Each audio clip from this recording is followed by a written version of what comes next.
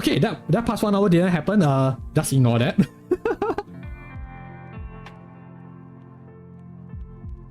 Yeah, let's just drop you a shout out, my friend. How are you doing? How are you doing? Yeah, of course, let me just get a drink before we actually start anew.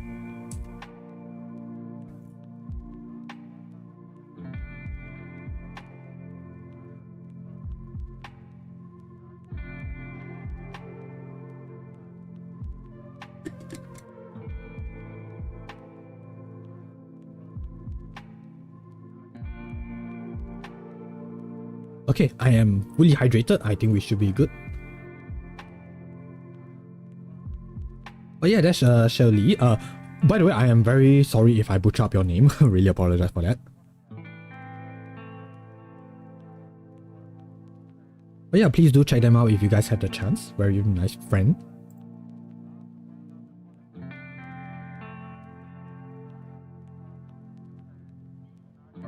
Yeah, let me just see.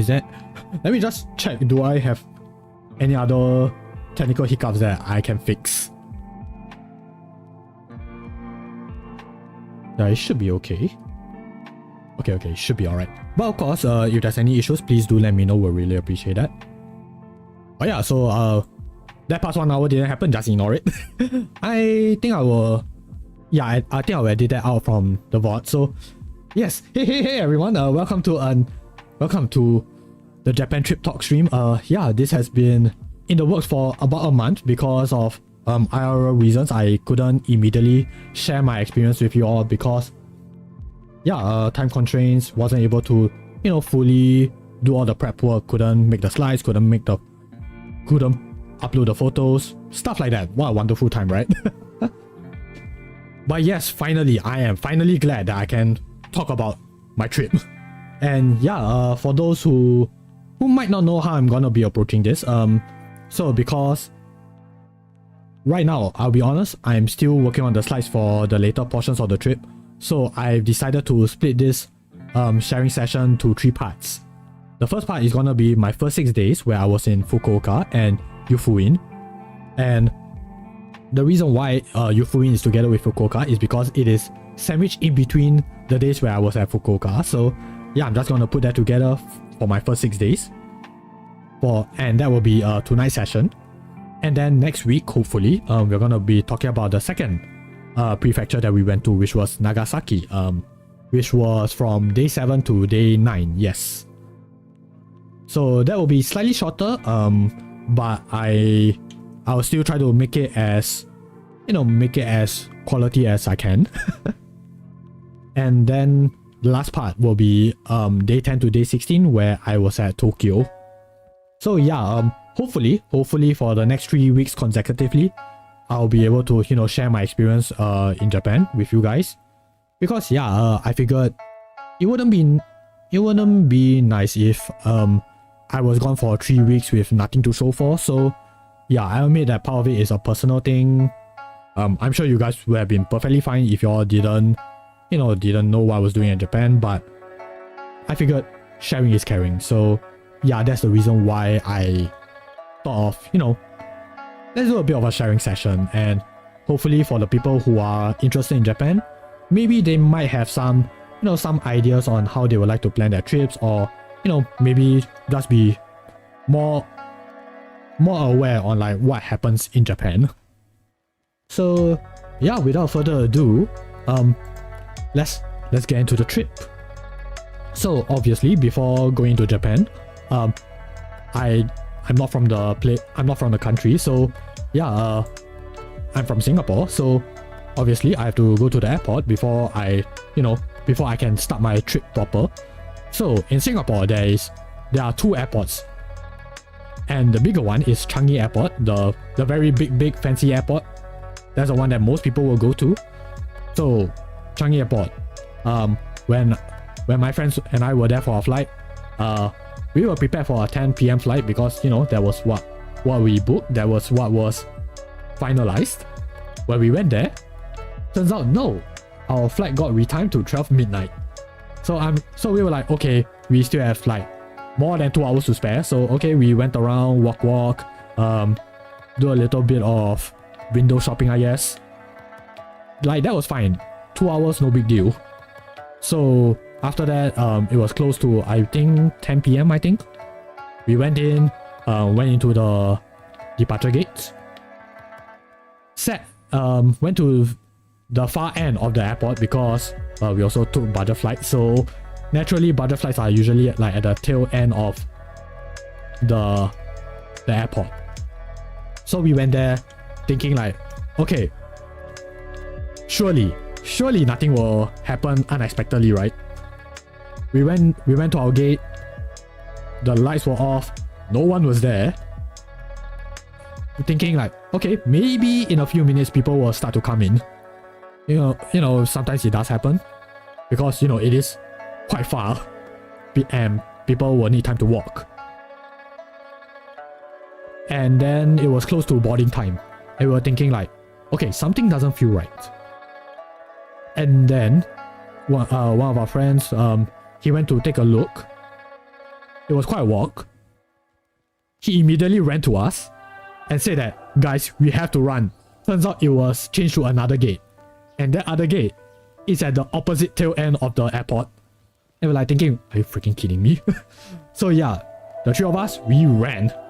We ran as fast as we could. So the two of them, you know, they are quite fit. Definitely could run a lot faster than me. Which is fine, which is not an issue. But I tried my best to catch up. But here's the thing. Can you imagine running with your luggage and then your pants started to slip? Like, it's starting to drop because I wasn't wearing my belt at the time. So pants were getting loose and I had to like hold it up while I was running. So yeah, that wasn't a pleasant experience. It's not a wonderful start to my trip. But eventually we reached, and yeah, thankfully there was a queue. So yeah, it's not like people were already like about to take off. There's still time, able to settle in, went inside the plane, no issues there. Just had to bear with the 7 hours of flight. And I do not know how people were able to take it, but I can't sleep on a plane. Like, I think the chairs we were in, because it is after all budget flight, so there are certain things that are quite limited. One of them is space. So yeah, it is quite cramped, it is quite stuffy, and yeah, I guess because of that I can't really sleep during that flight. So yeah, I was able to doze off now and then, but it wasn't like full on sleeping. So yeah, it was a bit unfortunate. Yeah, but at least I was able to like mentally sleep. Like, I switched my brain off. I just stoned. Yeah, because it was pretty tiring. I did come back straight from hero training just to catch a flight.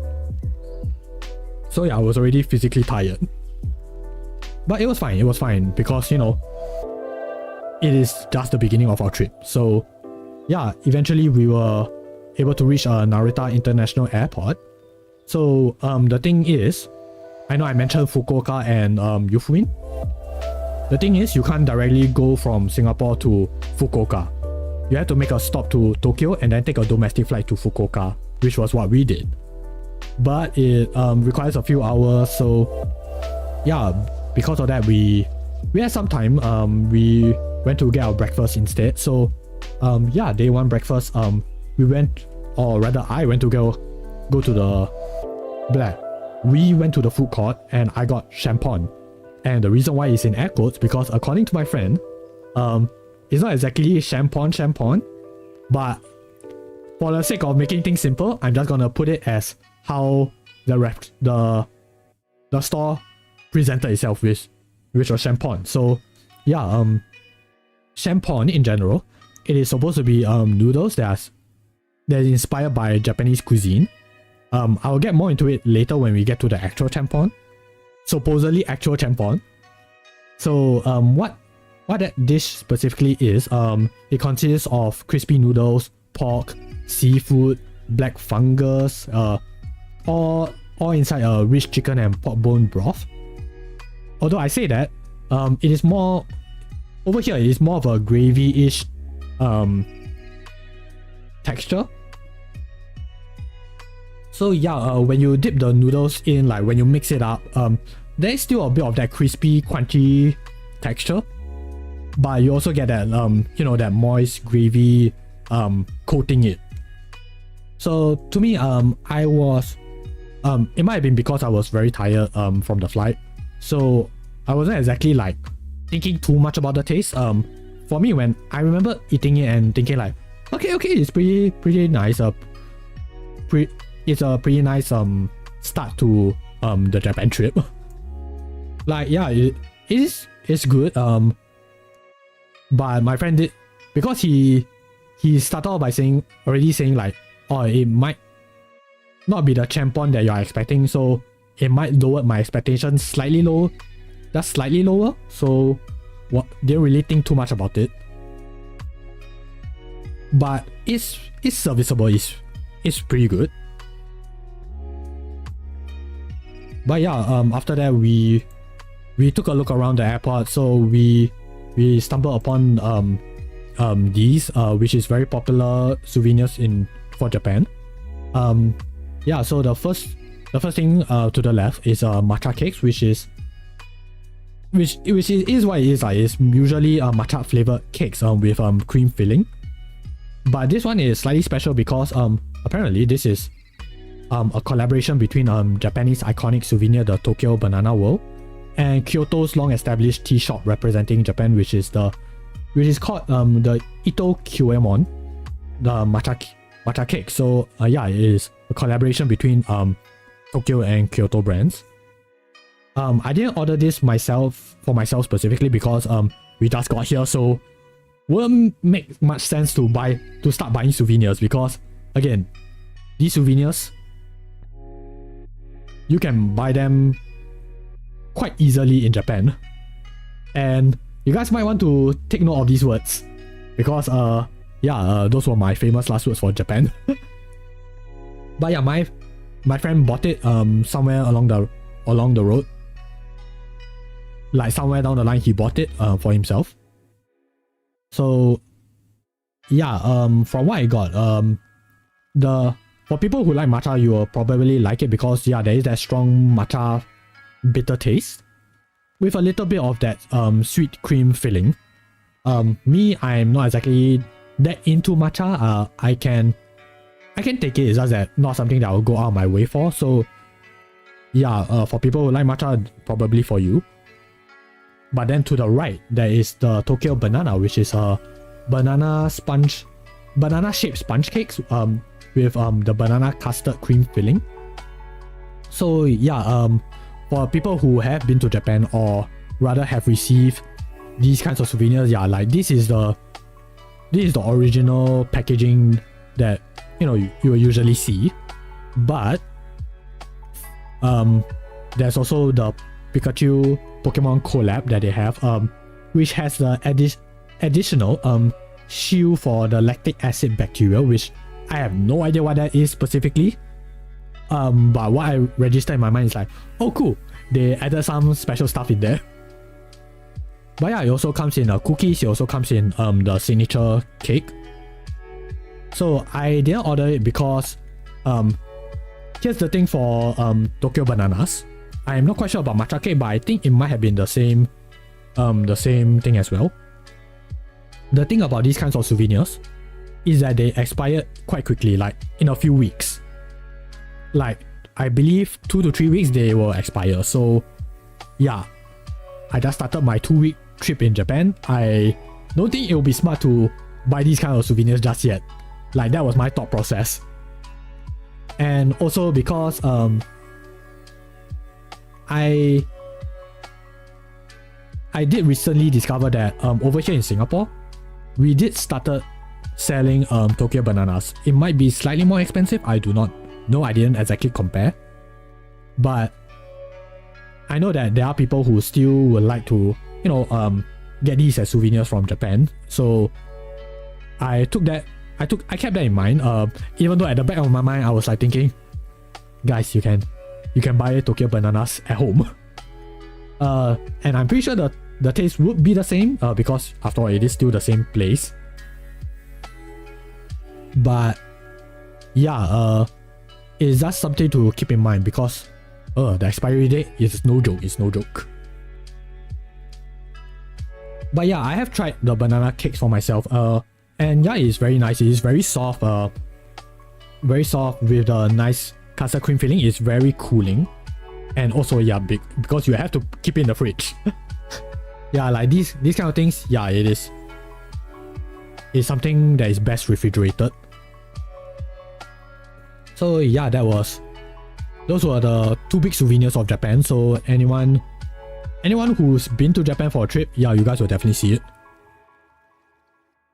But yeah, after that, we took a look around the airport. I believe this is what we saw before we headed for our next flight, I think. I might be wrong. My memory is a little bit hazy. So this is the Anime Tourism Association. So what it is specifically is an organization founded by Kadokawa, the media company. What they do is that they collaborate with local governments and businesses, tourism boards and anime studios to promote tourism using real-world locations featured in like popular anime. So it is a form of like content tourism. So what content tourism is exactly, it is like people traveling to certain locations because it was featured in a specific media. So it could be anime like we mentioned earlier, or it could also be like games, movies, that kind of stuff. So there is a specific term for this. It is called the Seichi Jinrei, which is known as a pilgrimage to sacred places. So yeah, for people who are into like the anime culture, you guys might have heard of people going to Japan specifically for these kinds of places because it was featured in anime. And that is why it is specifically, it is a kind of anime pilgrimage.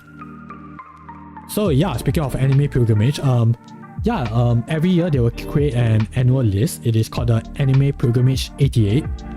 So there are guides for fans to landmarks, towns and sites shown in anime. And it helps them experience scenes from their favorite series in real life. And because of that, it actually boosts like local tourism in those areas. And here's a fun fact, you will know there is a landmark location if there's a Fudancho shop with plaques and stamps at the location. So one example is this right here. This was taken at a later day. This was taken at the Kitakyushu Manga Museum, which we will get into later. But yeah, that is one of the spots for your Japan Anime Pilgrimage 88. Yeah, so you'll find a stamp location, and yeah, they also have cards provided, so you can do that. And that is considered one of the locations. Obviously, we didn't go into those. We didn't go to all 88 locations for the year because it is scattered throughout Japan. So there's only so many locations you can go to. But yeah, how are they chosen exactly? So locations, they are chosen based on fan input and popularity. And it can be traditional sites like shrines or temples, but also like more modern areas like museums and airports. So yeah, the Narita Airport, yeah, is actually one of those locations if I remember correctly. But yeah, why 88? So it is in a reference to the 88 stations of the Buddhist monk. It is the Kukai's historic Shikoku pilgrimage. So yeah, it is in reference to that particular pilgrimage. And the mascot over here, scattered throughout the place. Yeah, she's called Jinrei-chan. So yeah, if you guys see her anywhere while you're traveling, yeah, you are definitely at an anime spot. So yeah, me personally, I find that yeah, it's a pretty big brain move, cause with the spread of anime and in a lot of animes, they feature locations based on like actual places in Japan. And for people who have a sharp eye, you can see like you can see screenshots where they compare the location side by side, and it's like spot on. So yeah, if you actually travel to that place, people might take photos, and yeah, you can see like it's a specific place that is directly inspired. So yeah, that is pretty neat, pretty nifty, pretty nice. Also, hey Zell, welcome. Thank you for looking, really appreciate it. Also, thank you for the care package. Yeah, so yeah, let's unstrip ourselves and do a bit of a stretching and drink up before we continue on. Okay guys, to the left. Come on! To the right. Forward. Back. And roll those shoulders. And we are good. Yeah, thank you Zell, really appreciate it. Yeah, let me just drop you a shout out before we continue. While I drink my water.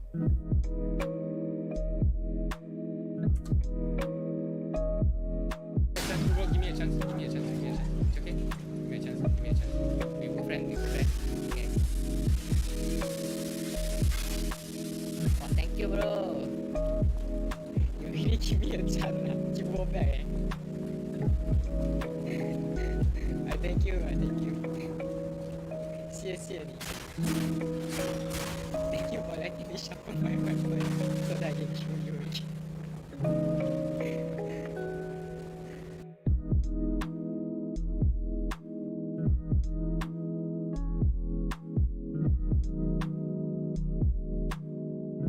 So yeah, that was Long Bao, a fellow VTuber, also fellow Singaporean VTuber.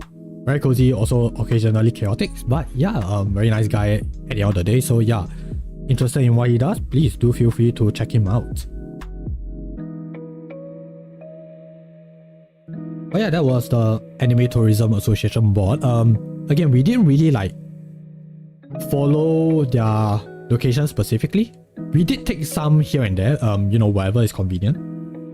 But yeah, anyone who might have trouble thinking of where to go, yeah, you guys can probably check this out and, you know, maybe get some inspiration along the way. But again, here's a heads up.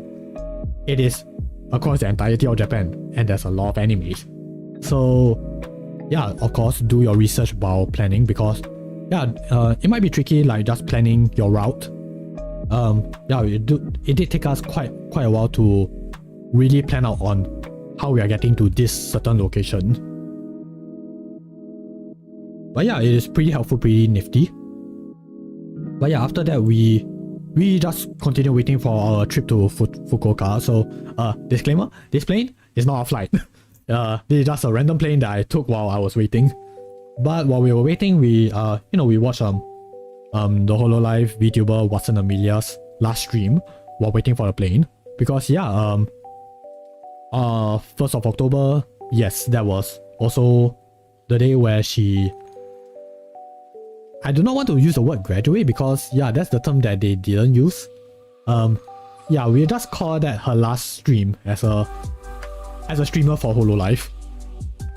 And yeah, I don't remember anything specific from the stream, because I was kind of like on and off. My friend was watching the stream mostly. I was like going around the airport, like just checking out like the shops, the flights, stuff like that. Yeah, so the only thing I can remember vividly right now is just her posing for a photo with the investigators, her fans. But that was it. Like, that's all I remember. I don't remember anything else. Hey, what's up? Kawaii Desu Rasengan. Hello. I apologize if I butcher the name. Hello, Rich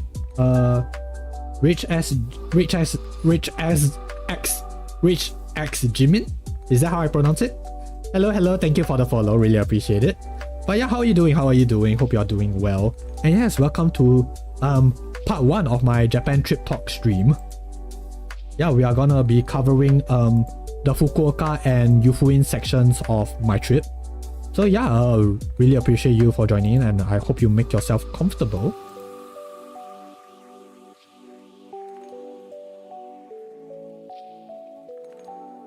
But yeah, we were just waiting, like, it was like what, 1 to 2 hours?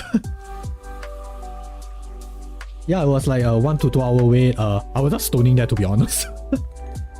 Rich as Jimin said, for the first time someone pronounced the name right, that also not a native speaker. Hey, okay, that's good, that's a relief. You're amazing. Oh, thank you, I appreciate that. Like, I can recognize Jimin cause I did listen to a little bit of K-pop, so I somewhat know the name. Rich, that one took quite a while, but I'm glad I didn't butcher up the name. So yeah, that was good. Yeah, Oppa. Yeah, Oppa.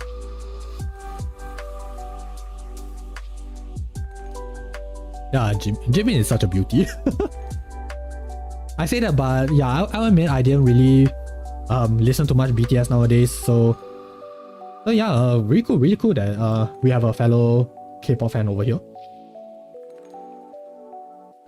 But yeah, that was our trip. Or rather, that was the wait. Let me see. Okay, so yeah, okay, the auto mod. Let me just take a look.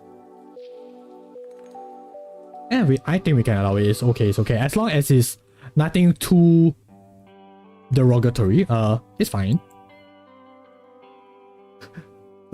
Yeah, so I mean, I have a lot of people say that, so it's fine. As long as you meant that in a positive light, it's okay. But yes, just be careful. We do have all sorts of fellows over here, so yeah, please just be mindful. But yeah, appreciate that. But yeah, while waiting for the flight, because for our trip, our trip was like, okay, we'll stop at Tokyo because that's the only way we can get to Fukuoka. So after that, we took our flight. Thankfully, it was only like a 2 to 3 hour flight. So once we were there, we can actually start our trip properly with part 1, Fukuoka. So yeah, we dropped our baggage, get into our Airbnb, and then we immediately started our itinerary, which was the Canal City Hakata. So what is that place exactly? So it is a large, uniquely designed shopping and entertainment complex, known for its modern open-air architecture and a canal running through the center. So yeah, as you guys can see over here, yeah, it is open air. Like this is the mall. Like this is the entertainment complex. So yeah, when you for the people who went in, yeah, it's mostly an open air complex, but of course the malls inside, they are fully air conditioned.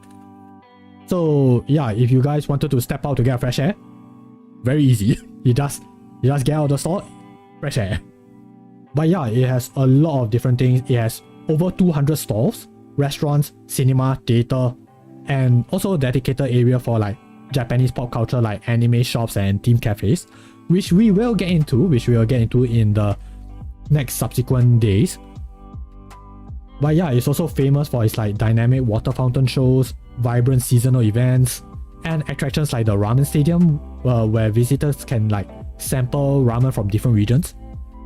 I say that, but never got to experience it myself because every time we go there we only spend like what, just a few hours, because it is a place where we kind of like agreed like, okay, we can go there like if we have time, because yeah, our itinerary was quite packed. So it's like, okay, if we have time, let's go there just for a little bit of shopping and stuff like that.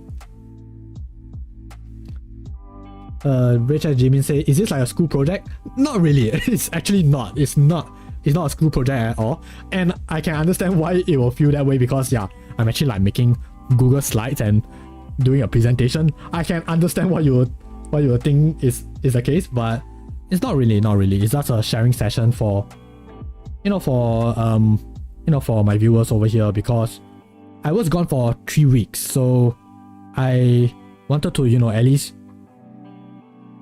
feel like I can have something to show for you guys. Yeah, just so that it doesn't feel like I was gone for 3 weeks without anything to show for. So yeah, I figure like, okay, I would like to think that I had an enjoyable time during my trip. Sharing is caring. Why not share my experience with you guys? So yeah, I figured why not, right? Why not? Damn, doing things that I'm forced to do in school, you do them from passion? Kudos. Ah, thank you, thank you. I mean, it is the least I can do because it's not every day I get to go to Japan. And I'm sure there are also other people who would like to experience, you know, traveling and Japan in general. So why not share my experience so that in case anyone wants to, you know, go to Japan in the near future, I guess, yeah, you guys may have something to help you guys out, I guess. Yeah, so why not? Of course, I say that, but it also did take me more than a month to prepare everything. So yeah, I'm just thankful for you guys for at least entertaining me, for, you know, letting me feel like, yeah, this so far is not a wasted effort. Yeah, like at least you guys are still here, and yeah, I can appreciate that. Really though, it feels like my work so far is paying off. I think. Must have had a great trip to be so passionate. Yeah, it really is. 16 days, I would like to think that I had a very fun time. Yeah. Yeah. Yeah. Oh, I better have a fun time. So yeah, so back to Canal City Hakata specifically. So it's something that we agreed, like, okay, we can browse through it for now because first day we have quite a lot of things that we want to do first. If we have time, we can go back to it after we are done with whatever we had planned for the day. So yeah, next stop on our list was, you know, it was close to dinner time. I believe it was like close to 5 or 6 p.m. By the time we are done exploring Canal City. Air quotes exploring, because it was a quick glance through just to see like, oh, okay, this has there's this, there's that, this is what we are gonna do for the next day, stuff like that. So yeah, dinner time, we went around. So our plan was to have yatai and nakasu. So what that, I'm gonna explain the terms because, you know, not everyone might be well versed in Japanese. As even me, you know, there are some terms that I'm also figuring out myself, and I wouldn't have known from you know, doing research for, you know, for this stream. So yeah, of course, gonna have to share. So yatai, it is the small mobile food store or food carts. They usually sell ramen or other foods. So yeah, these little food stores over here, side by side together, yeah, that is yatai. So Nakasu is this area right here. So it is the entertainment district between Naka and Hakata rivers, known for its vibrant nightlife. So yeah, our initial plan was like, okay, let's have you know, something that you usually don't get in Japan. Yeah, which is the yatai stores over here.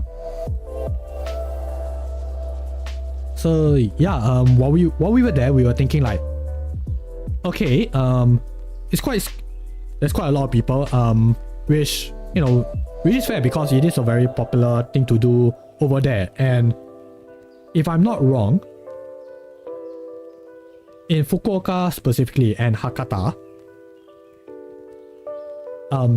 eating at yatai, yeah, is like a must-have in terms of like region-specific things to do. So yeah, it is a very common thing to have. And yeah, we were thinking like, okay, we have two choices. Either one, we find a yatai that has space for us, for 4 of us,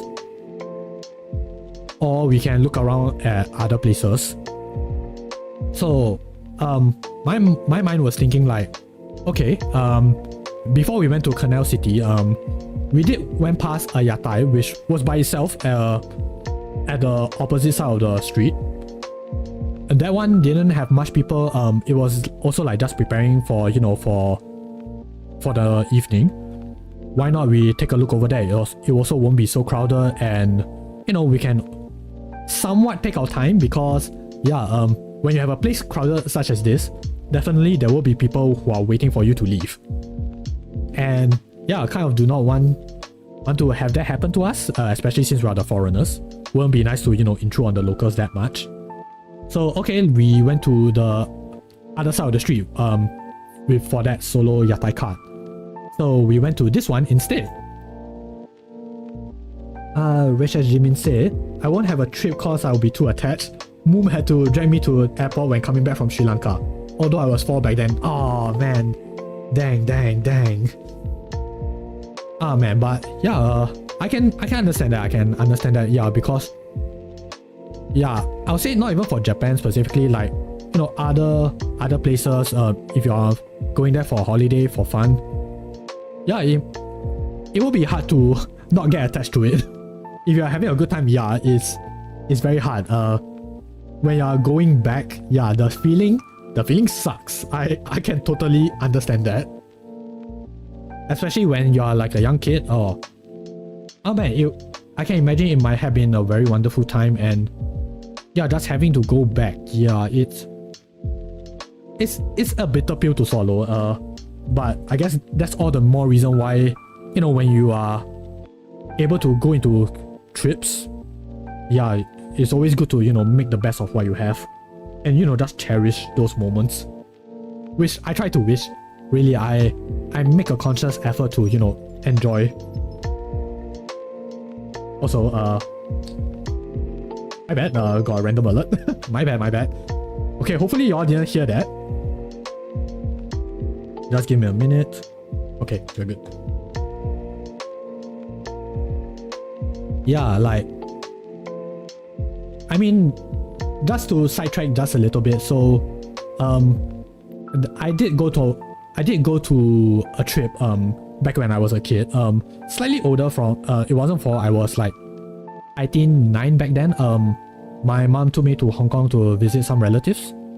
Unfortunately, the timing we went there, it was constantly raining, and believe it or not, we also, you know, young kid, we went to Disneyland, also because my mom is a huge fan of Disney, so we went there, and wouldn't you know it, it was heavily raining during that time. And they say that Disneyland is the happiest place on earth. Unfortunately, for this guy right here, my face was constantly sulking. I was angry. So my childhood photos of that place, yeah, it's very hard to see me smile. And I'm pretty sure there wasn't a photo of me smiling in Disneyland. Yeah, because it was raining. I didn't get to go to Tomorrowland because, yeah, it was closed due to the rain. And looking back at it now, I was thinking to myself, oh my gosh, I regretted it so badly. And yeah, that got me to like make a conscious effort to be like, okay, no matter what happens during your trip, just try to make the most out of it. Yeah, like that was a very hard lesson for me to follow, because for all I know, I might not even go back to Hong Kong anytime soon. Yeah, as much as I really want to. So yeah, that was unfortunate, because even my relatives who are in Hong Kong, yeah, like I'm pretty sure they've already went back to Malaysia, like they are not staying in Hong Kong anymore. So yeah, there is even less of a reason for us to go there now. A ruined Disneyland trip is crazy. Yeah, it really is. Yeah, like we went to Disneyland, ruined by the rain. We went to what was that place called? I think it was called Ocean World, Sea World. A place with a lot of water. That place also got ruined because of Japan. Not Japan. Okay. No, that place also got ruined because of the rain.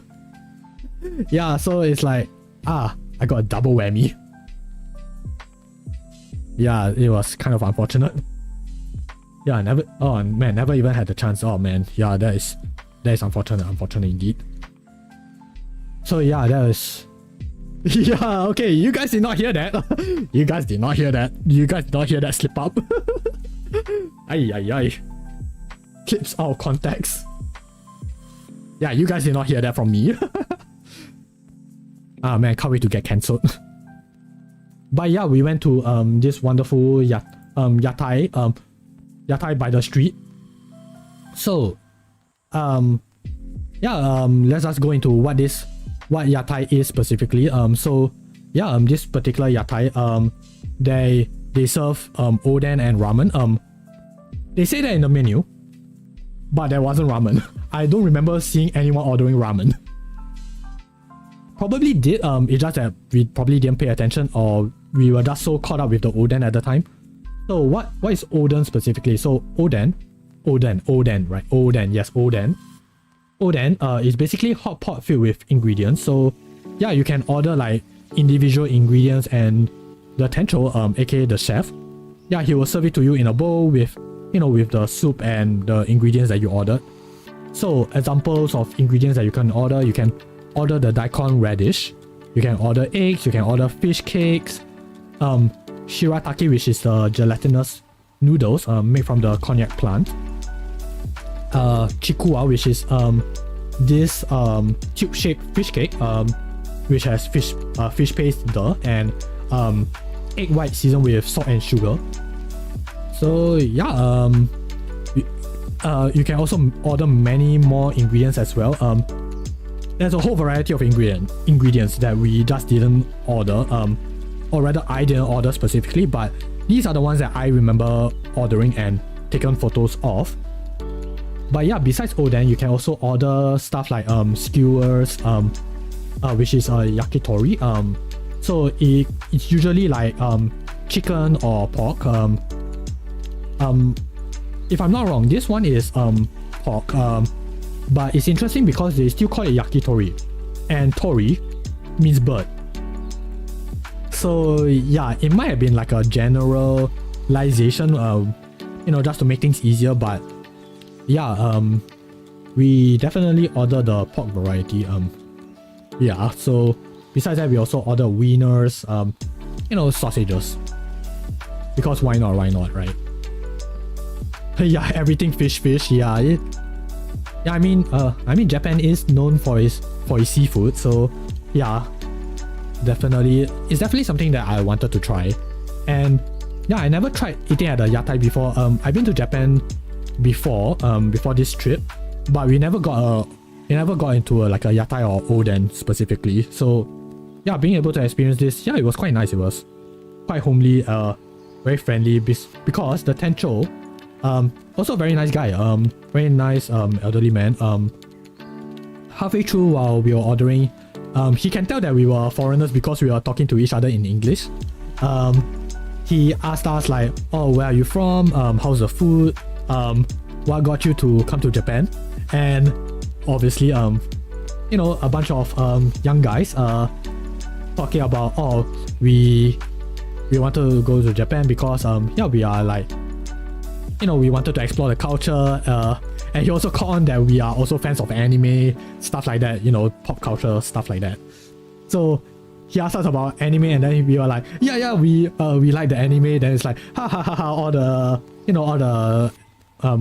adults, elderly folk, they also laughed along because like, yeah, obviously, bunch of foreigners, anime, yeah, it's definitely a very popular thing.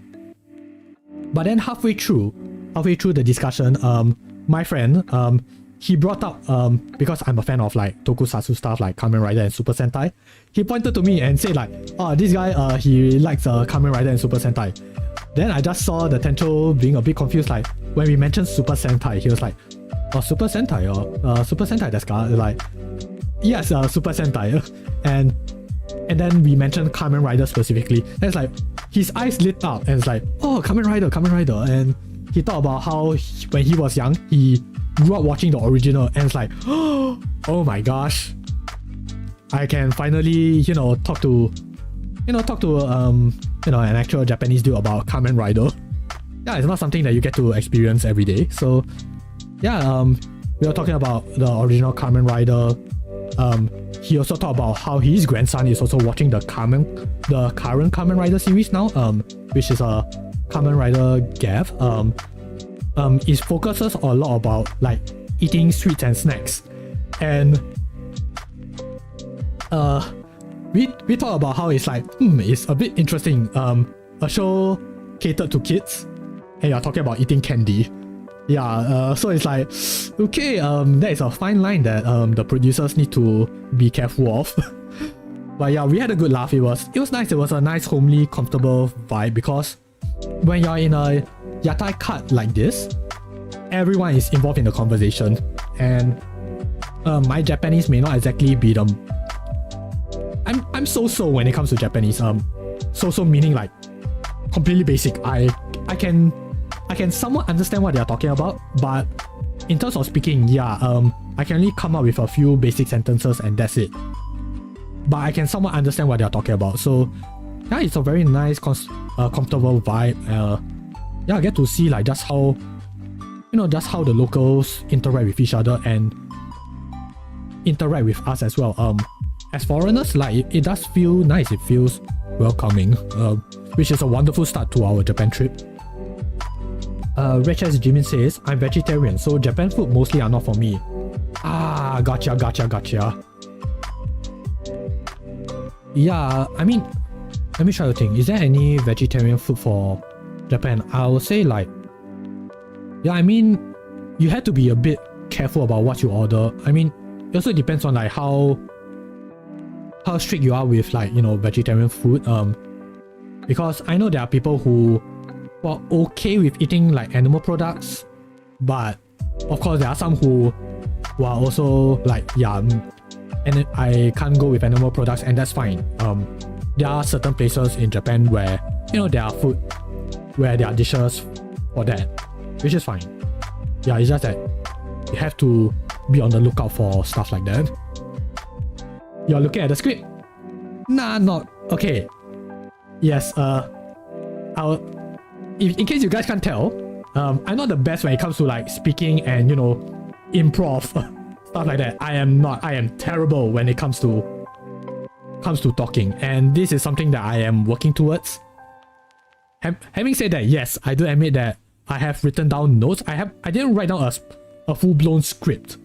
Nah, I still want to improve it with my talking skills. So yeah, I did write down notes like just so that I can like jot down my thoughts properly. Make sure that I didn't miss out any noticeable moments or anything that I can elaborate on, because yeah, it is a sharing sessions, and I kind of do not want it to be a case of like I'm just gonna talk about this very briefly. Like at that point, is there a specific reason? Like not really. it's kind of something that I want to add a little bit of material on. Yeah, that's so that I can be more elaborate with like what this kind of experience is like. Nah, animal food is fine, just fish, meat and eggs no. Oh, okay, I'm sort of understanding what you meant. Gotcha. Okay. Alright, so automod got activated again. Okay, I can sort of see why, because yeah, I actually had to check what that word means specifically, because yeah, in certain languages, certain contexts, the word may be a bit sussy. That's what I can say, but in this context, yeah, I can understand. I can understand what you're talking about, so yeah, I will allow it. Also, my leg has gone numb, so if you just excuse me.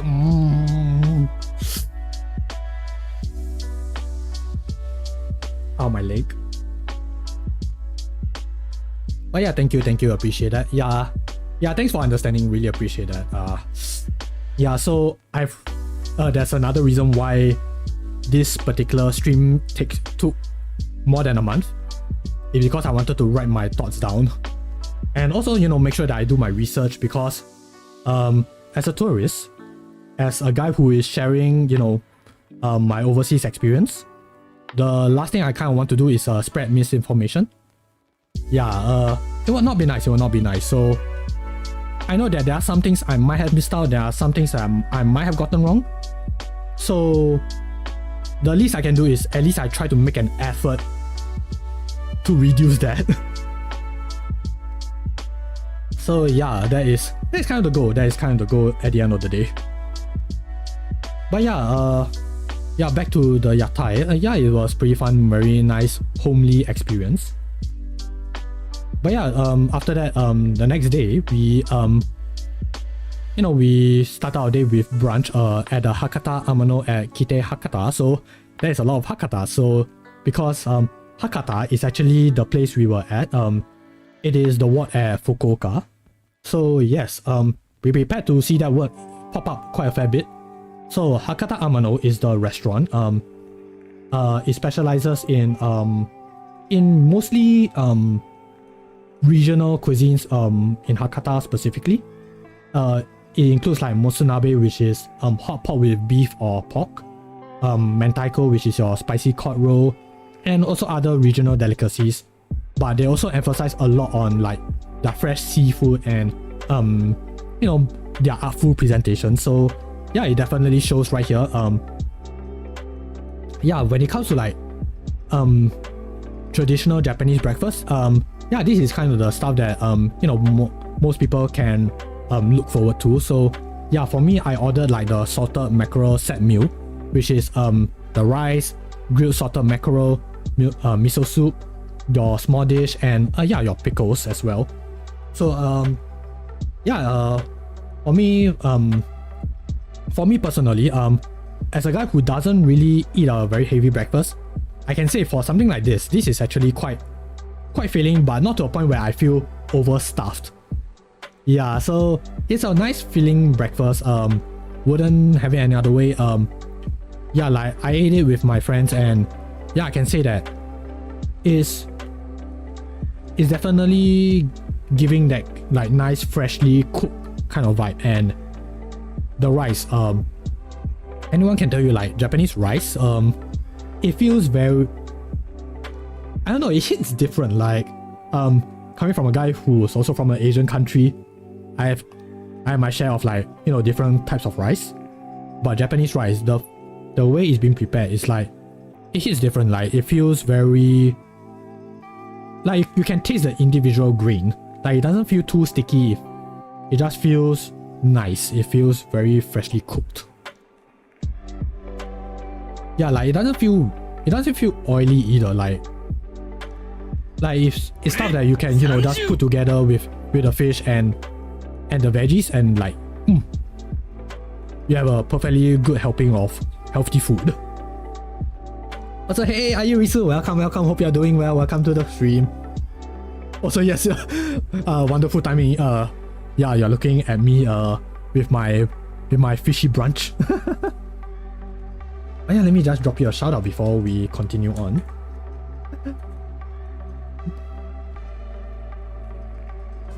Sweats nervously as Ayu is looking at me eating fish.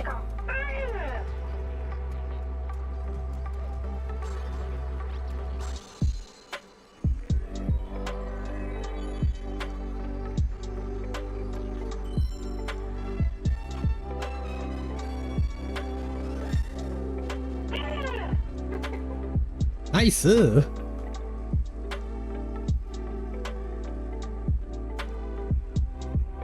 But yeah, that is Ayu Risu, wonderful friend of mine. Yeah, they were with me for yesterday's stream. We were playing the Pokemon training card game. But yeah, Ayu also plays quite a variety of games as well. Also Pokemon, Mario, and Zelda, among many others. Also, they are very creative, very smart, coming up with a lot of different ways to make content. Oh wait, I don't do spicy content. Yeah, where is that from? Since when do you make spicy content? Frosty, why are you making up things that didn't exist? Also, hey Ophelia Bell, welcome. Oh, thank you for coming in. Really appreciate that. Hope you're doing well. It could have been the Shantae streams, really? Shantae ain't that spicy.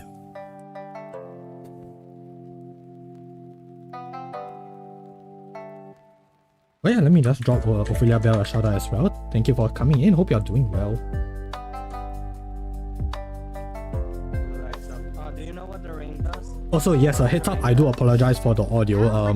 Pixel is being questionable again. Does it burn you or something? So basically, the rain has lightning and thunder, right? Oh, lovely. Metallic on you?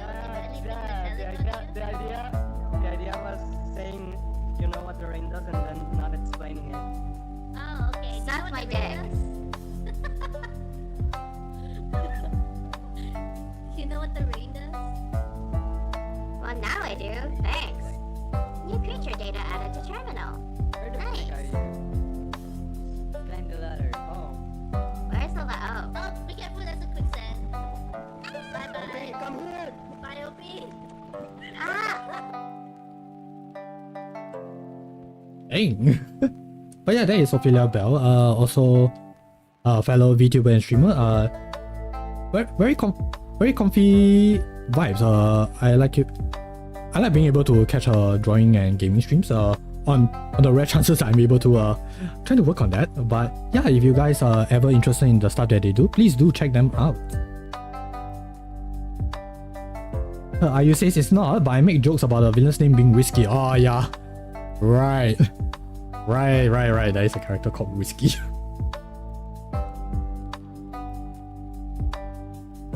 Ophelia says hello. How's it doing? Yeah, I'm doing okay. A little bit tired, but I mean it has been a busy week. But I for one am glad that I can finally talk about this Japan trip because yeah, I came back from the trip last month on 16th of October, and I originally planned it for, you know, maybe like the next weekend to like, you know, be able to talk about my experience. But because of, you know, stuff happening one way or another, things got delayed until now. And oh my gosh, I felt good. I felt very good. Just being able to like share the experience, you guys being there, I'm like, oh my gosh, I have a good feeling about this. Yeah, so I'm tired, but I'm happy. And yeah, I hope that you guys are doing well too. Also, I'm feeling a bit nervous because yeah, Ayu is here, yet here we are talking about fish. Cooked fish. So yeah, sweats nervously. But yes, don't worry. Moving on. It's okay, I eat fish too. Gotcha, Ayu. But yeah, after our brunch, you know, we took a look at the mall. Because my friend, he is very interested in this particular series. So this is the Great Piripara exhibition. It is held at the Hakata Marui Mall. More specifically, the 5th floor event space. So it is it's special because it commemorates the 10th anniversary of the Piripara series. It is an anime and game series about idols. So yeah, it showcases like original artwork from the show, from the games.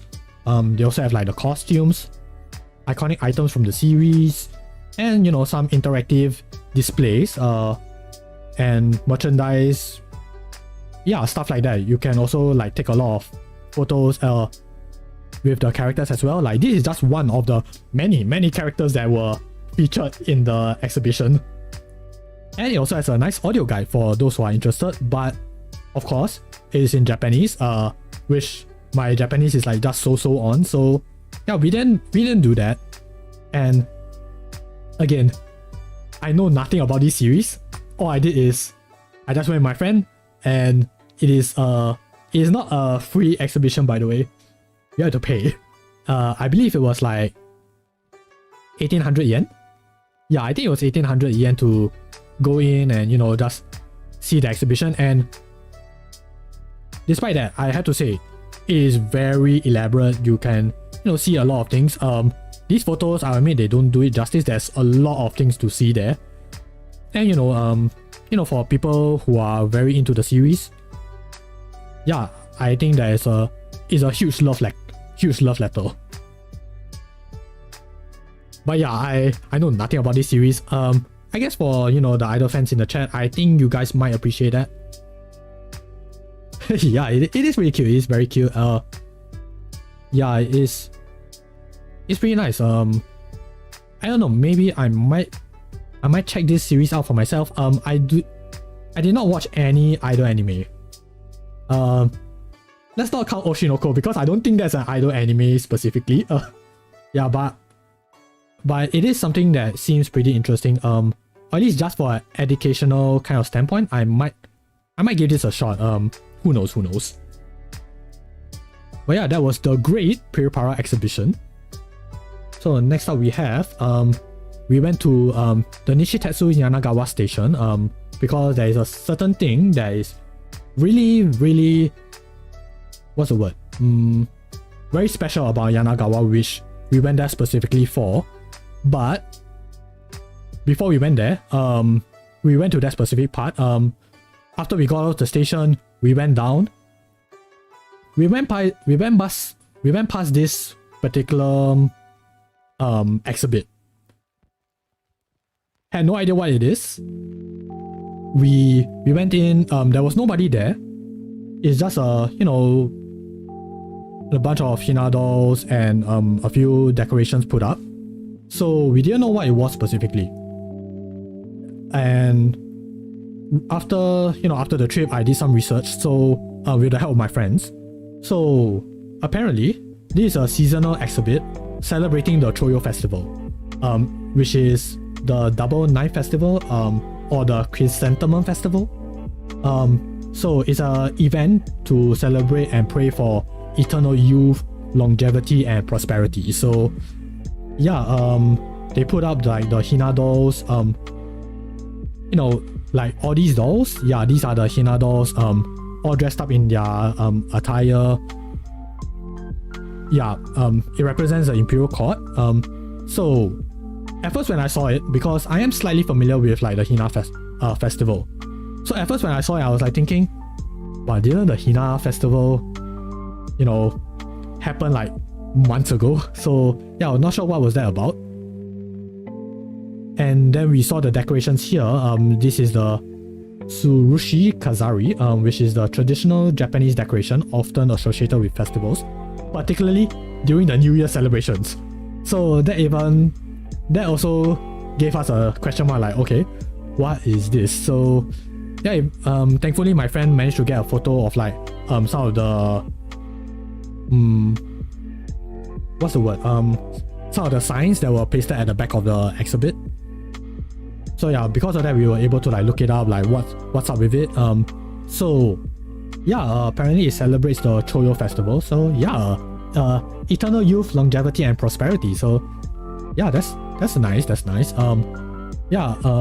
But besides these decorations over here, I can't exactly zoom in specifically, but there's also like the haori that's like put up for visitors to like wear and pose for photo taking. So yeah, visitors can wear, and then they can like sit on the bench over here, and that's nice. There are 4 people. There are 4 of us. So yeah, we took a seat over here, and there's also like a tall table over here where you can like place your camera, and yeah, it will capture the entire place with you guys inside. So yeah, it's specifically designed for you to take photos. So yeah, it's a very nice place for the tourists, and heck, even maybe the locals who are interested. But yeah, it's interesting that there's like nobody there, because we were like thinking, okay, what's going on? Like we were thinking like, okay, eventually someone should come out from that curtain, right? But yeah, actually there's no one there. So yeah, quite interesting. But yeah, that was a nice sidetrack. Yeah, because we were also like waiting for the rain. It was raining quite heavily when we got there. So we actually didn't know whether are we able to like do that specific activity. Yeah, we kind of like go back and forth with it until like we thought, okay, the rain is slowly clearing up. Let's take our chance and go for that specific activity. So what that activity is, the Yanagawa River Cruise. So yeah, what is this exactly? So Yanagawa, apparently it has a nickname which is called the Venice of Kyushu. So yeah, just like Kyushu, passengers can like sit in traditional low wooden boats. Over here they are called the Donkobune, which are guided by the skilled boatmen using long poles. So yeah, this is our guide. Obviously, I blurred the photo. I blurred the face cause yeah, I kind of don't want to dox our guide. So yeah, so what they do is that they will use this long pole over here. They will use that to like push the boat. And yeah, it's quite interesting because yeah, it's it's like manual. For lack of a better term, it's manually run. And props to our boat person, because that takes a lot of strength. And here's a fun fact: when we went there, remember how I said it was raining? So because it was raining, or at least it was clearing up, the four of us, just four guys, we were the only ones on board. So because of that, the four of us, we got on the boat, and yeah, we had a, we had a like nice, lack of a better term, exclusive time with our guy. Very friendly, very wonderful. Yeah, so while she was guiding us along the canals, we, as you usually do with the river cruise, we also got to go under like the stone bridges, catch views of the traditional Japanese architecture and the seasonal flowers. So yeah, this bridge and these bridges over here, yeah, we had to duck under it because, it's a river cruise experience. So yeah, for the very top people in the chat, yeah, you guys might want to be careful while, approaching these bridges. Because yeah, you have to duck. Sometimes you have to like duck very... you have to duck quite low at different levels.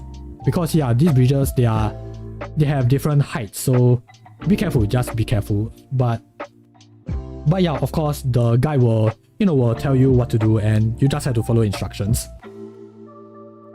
So yeah, our boatwoman, she shared like local songs, local stories, and yeah, it was a very nice, relaxing time. And because we were the only ones there, yeah, we get to like ask all sorts of questions, like,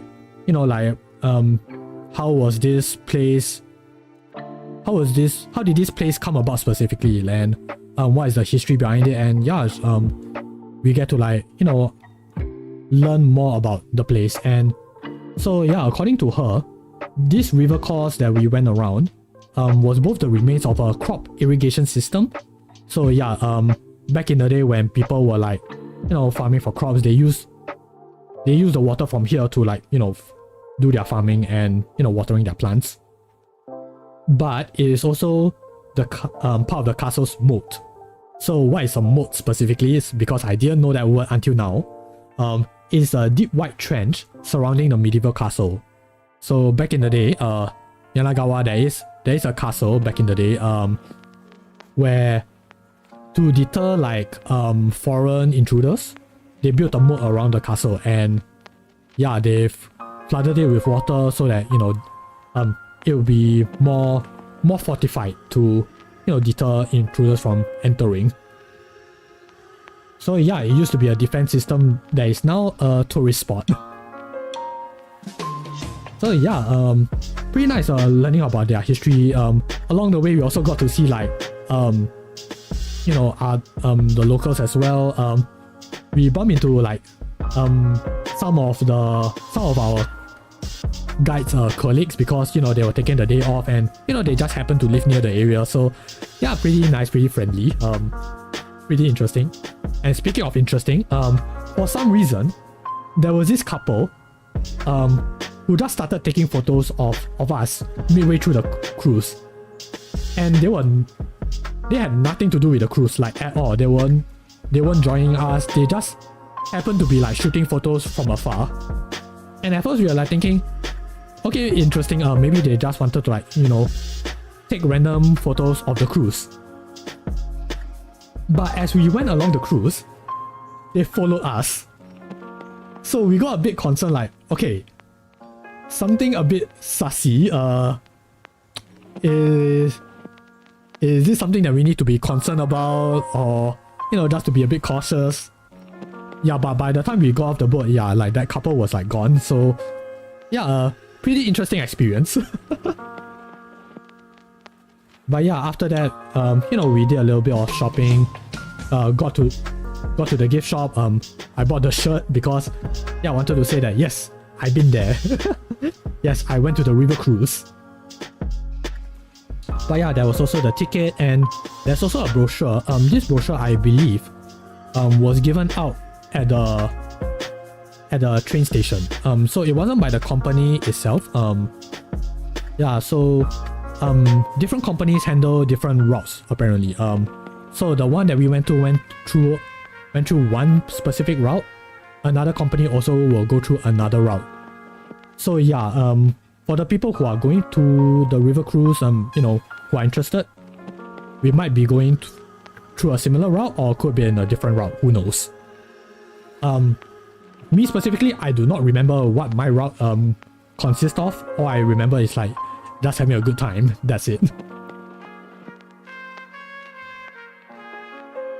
But yeah, that was Yanagawa. After that, we went to get dinner at Hakata Canal City once again, but this time for a specific restaurant, which is the Kirby Cafe. So yeah, Kirby Cafe Hakata. So yeah, it's a very big cafe filled to the brim with like menu and decor inspired by the world of Kirby, including but not limited to like the signs, the cushions, the statues. There's also like an exclusive merchandise shop which I will show later. But yeah, there is so many Kirby related stuff, like yeah, like it's a giant love letter to the Kirby fans, and I don't think it's like game or anime specific, it's just a general overview of like the Kirby franchise. So yeah, it's not just the inside, but it's also like the outside, where you get to like see all sorts of Kirby stuff. And yeah, also a heads up for people who are interested, you need to book this place. You need a reservation. Yeah, if you want to eat. And it is very popular, so yeah, get it early. I believe you need to like get it like 1 month in advance. Yeah, so it wasn't easy. Like it's very quickly booked, I think. Like yeah, it's quite in hot demand. Like it's not just for foreigners but locals as well. So yeah, of course we had to get our dinner, so we ordered like the Waddle Dee's fried balls. So yeah, it's basically a pizza dough that is like rolled up like these. It's crispy on the outside and moist and chewy on the inside. There's also like, you know, sauce and little spices that you can, you know, add that little bit of flavor to your balls. Me personally, I'm the guy who doesn't really go for condiments or sauces, so I did dip, you know, some of them in. But for the most part, I usually just stick to the original flavor. So this was shared between my friends. But yeah, it was really nice, really chewy. It was a good appetizer. And then next up is the Waddle Dee snap omelette rice. This was what my friend ordered. You have your rice, your runny eggs, cheese, homemade sauce. I'm not quite sure what that sauce is specifically, and you know, your small veggies. So yeah, I didn't order this myself, but from the look of it, I can tell like it is, you know, cafe food. Something that is not too filling, but you know, it can fill up your stomach. Yeah, and according to my friend, it was quite good. It has a nice taste. So yeah, I'm gonna take his word for it. I didn't try it out, so yeah, I had no idea what the flavor is like. But yeah, after that we also got some drinks. 3 out of 4 of us, we got the Art Collection Outlet. Obviously it's coffee, so you can get it in the original cafe coffee flavor, or you can also get chocolate flavor, you can also get strawberry flavor.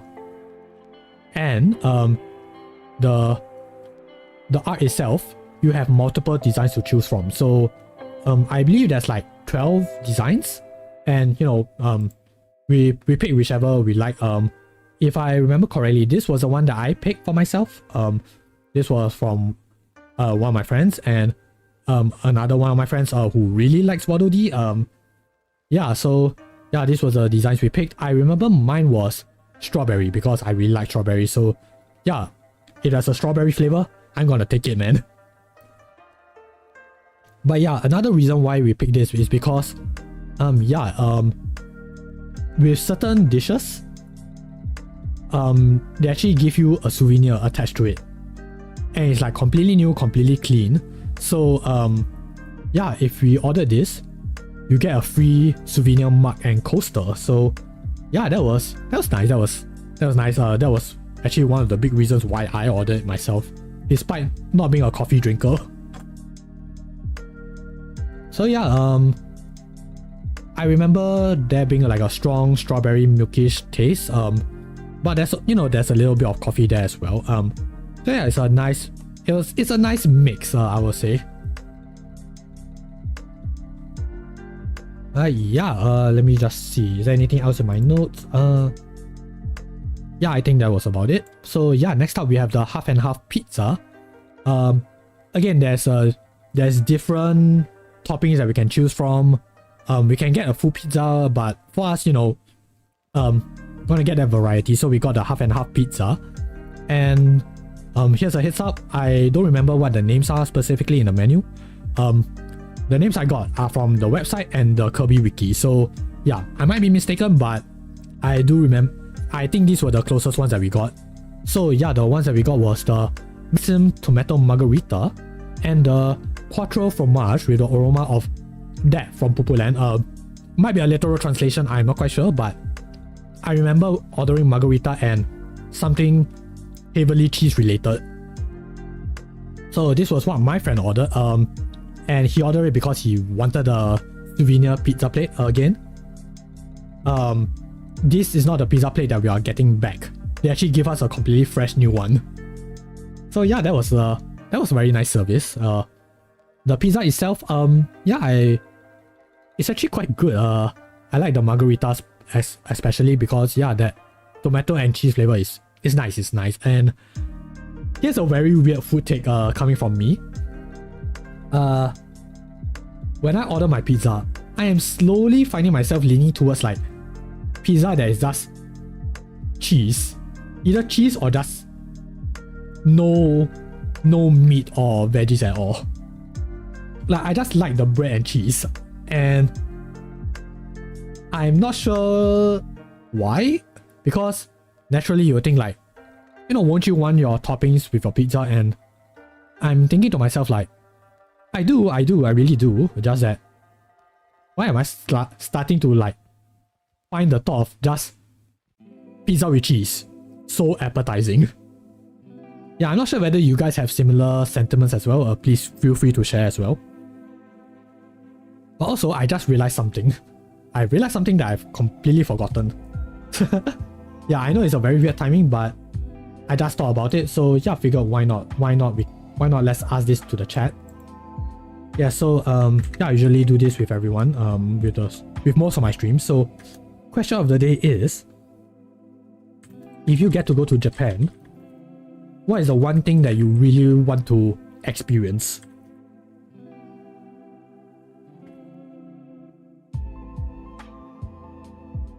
Yeah, I know it's a very weird timing, but I swear that I've already thought and put it up, but guess not. Oopsies.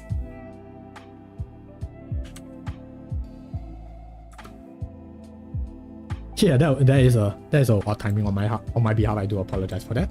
Don't worry, I'm getting better. Ayu says big city shopping. Oh yes.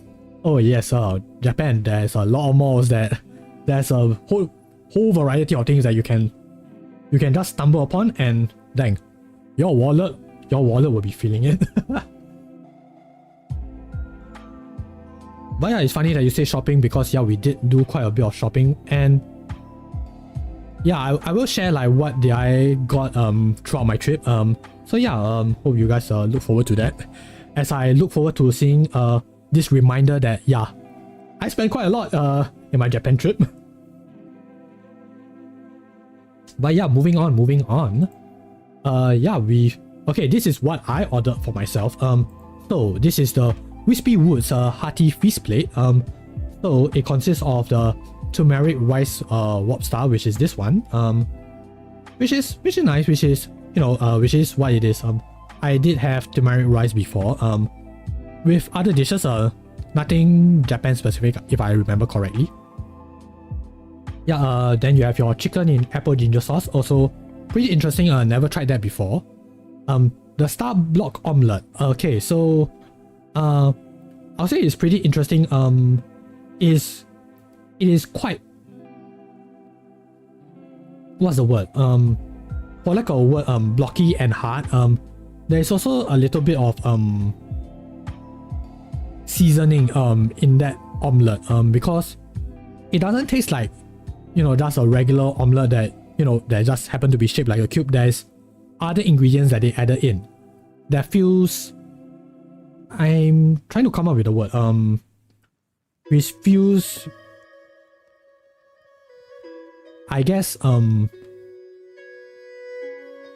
gives off kind of like a chalky texture. Excuse me. Yeah, like, it's something that I never tried before, and it might be something that I was caught off guard by, because I wasn't expecting it to be, that particular texture, that particular taste. But once I got into it, I'm okay with it. I can enjoy it. But there's also like veggie salad and stuff like that. But inside the wispy woods. So the special thing about this wispy woods over here, this decoration, you can open it up, and you can get I believe it was creamy soup or chowder, I think. I don't remember what it is specifically. But underneath that there's this, and there's also potato salad. Wait, let me just double check. What is this?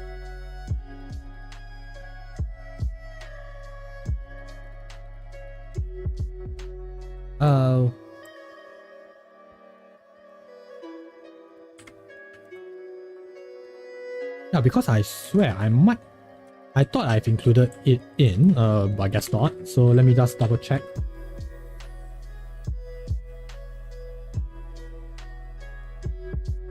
Right, because I don't recall it being mentioned in the wiki. So I forgot what was it specifically, but have to say, for a main dish, it was very good stuff. Like, I like the soup, I like the potato salad. You can never go wrong with potato salad. The omelette, again, I just happened to be caught off guard, so wasn't expecting that. But the dish itself, very good, very nice. And also, you also get a free ornament. So it is made of ceramic. So you can either choose a Kirby or Waddle Dee. I got the Kirby. My friend got the Waddle Dee over there, just lying over there. So I believe it was also one of the, what's the word? One of the more higher end items. So just be on the lookout. It is slightly more costlier, but for what is being served, totally worth it. But next up we also got dessert. The Waddle Dee Surge. We have this nice wonderful sherbet of Waddle Dee's buttocks. So it's mostly orange sherbet with a few mango slices and lots of cream. It comes with a souvenir star-shaped glass plate. I ordered this for myself. Just a heads up, for people who really like hitting that very icy cold dessert. This is the one for you. For me personally, because my teeth are slightly sensitive, working on that. The coldness may be a bit overwhelming. But then again, I realized, oh wait, I'm eating sherbet. So that was a oopsie on my part. But in the end, it is enjoyable. Very nice. Again, it's very artistic. Like, it's not every day that you get to see Waddle Dee's buttocks. But hopefully Waddle Dee managed to search what it was looking for in my stomach. But next up we have the Kirby made this lively parfait. So this is what my friend got. He got a parfait with lots of cream, like really lots of cream and biscuits. So I remember the descriptions saying something along the lines of Kirby wanted to make the dessert, but the chefs didn't let him. So and it's and it shows in the presentation itself. So yeah, like you see like these splatters of cream like all over the place. Yeah, because Kirby was working on it. And then the professionally made presentation, yeah, that is from the chefs themselves. So yeah, nice. That's a nice little story built into this. And yeah, it also comes with a nice little souvenir custom-made photo style card. So yeah, that was what my friend got. Yeah, hopefully he enjoyed that parfait. I remember taking maybe a bite out of it. So yeah, pretty nice, pretty nice. Very, very filling. So I didn't get that. Yeah, but we also got this. This was to share. So yeah, I know I didn't say anything too game specific, but this is one of the few exceptions. So yeah, we got the mouthful mode, car mouth cake. We got a R.B.I. So yeah, this is a sponge cake filled with fruit jam and strawberry flavored blancmange. I do not know how to pronounce that specifically, so yeah, I apologize for that. We also got the dough balls, which are, I believe, made from the same thing as the Waddle Dee's fried balls. So yeah, something similar, except with matcha powder included. So yay, question mark for me. There's also biscuits and yeah, small fruits here and there. Yeah, so the sponge cake itself, it is rather, I won't say small. It's not exactly like huge full out sponge cake, which is fine because, you know, at the end of the day, it's still dessert. I remember just getting a few bites in. I was mostly focusing on the fruits. Yeah, because it was quite heavily sprinkled with the matcha powder, and again, not really a fan of matcha, so yeah, I didn't really eat that much of it, but yeah, from what I got, it's pretty nice. It's pretty nice. Provided you don't overdose with the matcha powder. But that's just my opinion. But yeah, after that we did a little bit of shopping. I didn't really bought much for myself. Yeah, but this is what I got. So yeah, the one that I got from the shop specifically is the clear version of the Kirby Nano Block. So yeah, if I manage to get a hand cam stream setup, yeah, would love to do that with you guys.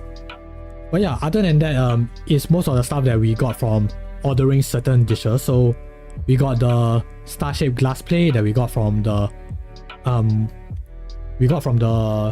Waddle Dee's Search dessert, the mug from the Outlet, and the coaster as well, and yeah, the ceramic from the Wispy Woods.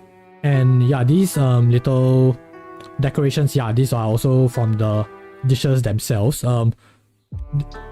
Yeah, the cafe said that you are free to, you know, get certain decorations because, you know, it won't be in use. But of course,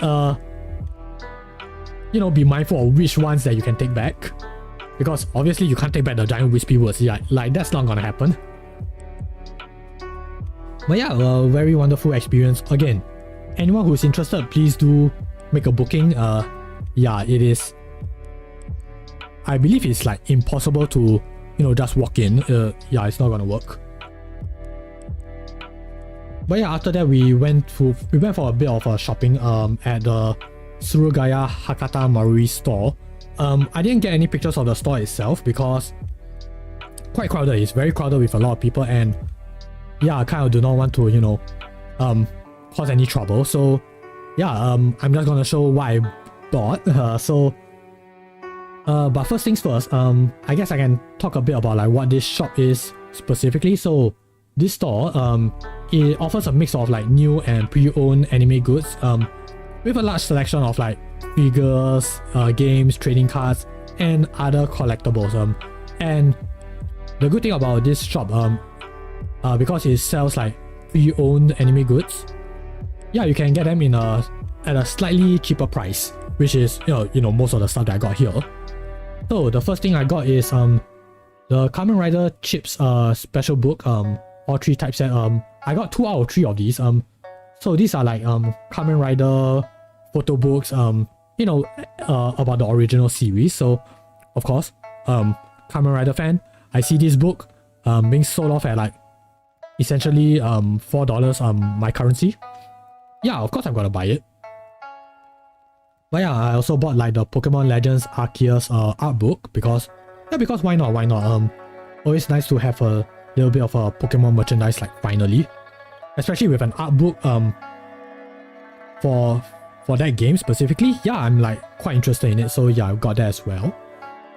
And then I got the Kamen Rider Forze and the Go Busters, the movie brochure pamphlet. It's not exactly a brochure pamphlet. It is still an photo book. You know, like the behind the scenes production and stuff. So yeah, that is something that will help me with my Japanese and also with my fanboy with my fanboy appetite. Yeah, and then I also bought the Kamen Rider Kiva belt. I believe this was an original Kamen Rider belt. Like, yeah, like you can see over here, like this is for kids 3 years old and above. So obviously I won't be able to fit into that belt, but I just want to have a Kamen Rider belt, and of course Kiva is like one of my favorite series. Yeah, I'm gonna get that, and I bought it. I specifically hid it from my parents. Yeah, because yeah, not exactly something that I want to like openly show to my parents just yet. But I'm pretty sure, like, you know, when they are cleaning the house, I'm pretty sure they stumble upon it, but they never questioned it. So yeah, just a little hush hush for us. But yeah, besides that, I also bought a few Sonic CDs. I got the Sonic Adventure Remix, which is remix songs from, like, you know, the character themes in Sonic Adventure, like the original Sonic Adventure 1 game. And it's composed by Jun Seno, Fumi Kumatani, and Kenichi Tokoi. So yeah, this was the remix album, which the moment I saw it, I was like thinking, okay, I highly doubt I will have a chance to buy any Sonic merchandise, so this is my chance. So I bought that. And there's also Life in Sonic's World, which is which, if I'm not wrong, according to the Sonic Wiki, it is originally part of the Sonic Colors Ultimate 30th Anniversary package, which obviously is not part of it because it's, you know, it is used. So yeah, it originally come together with an art book, which I do not have. So yeah, I guess I will just settle for the CD instead.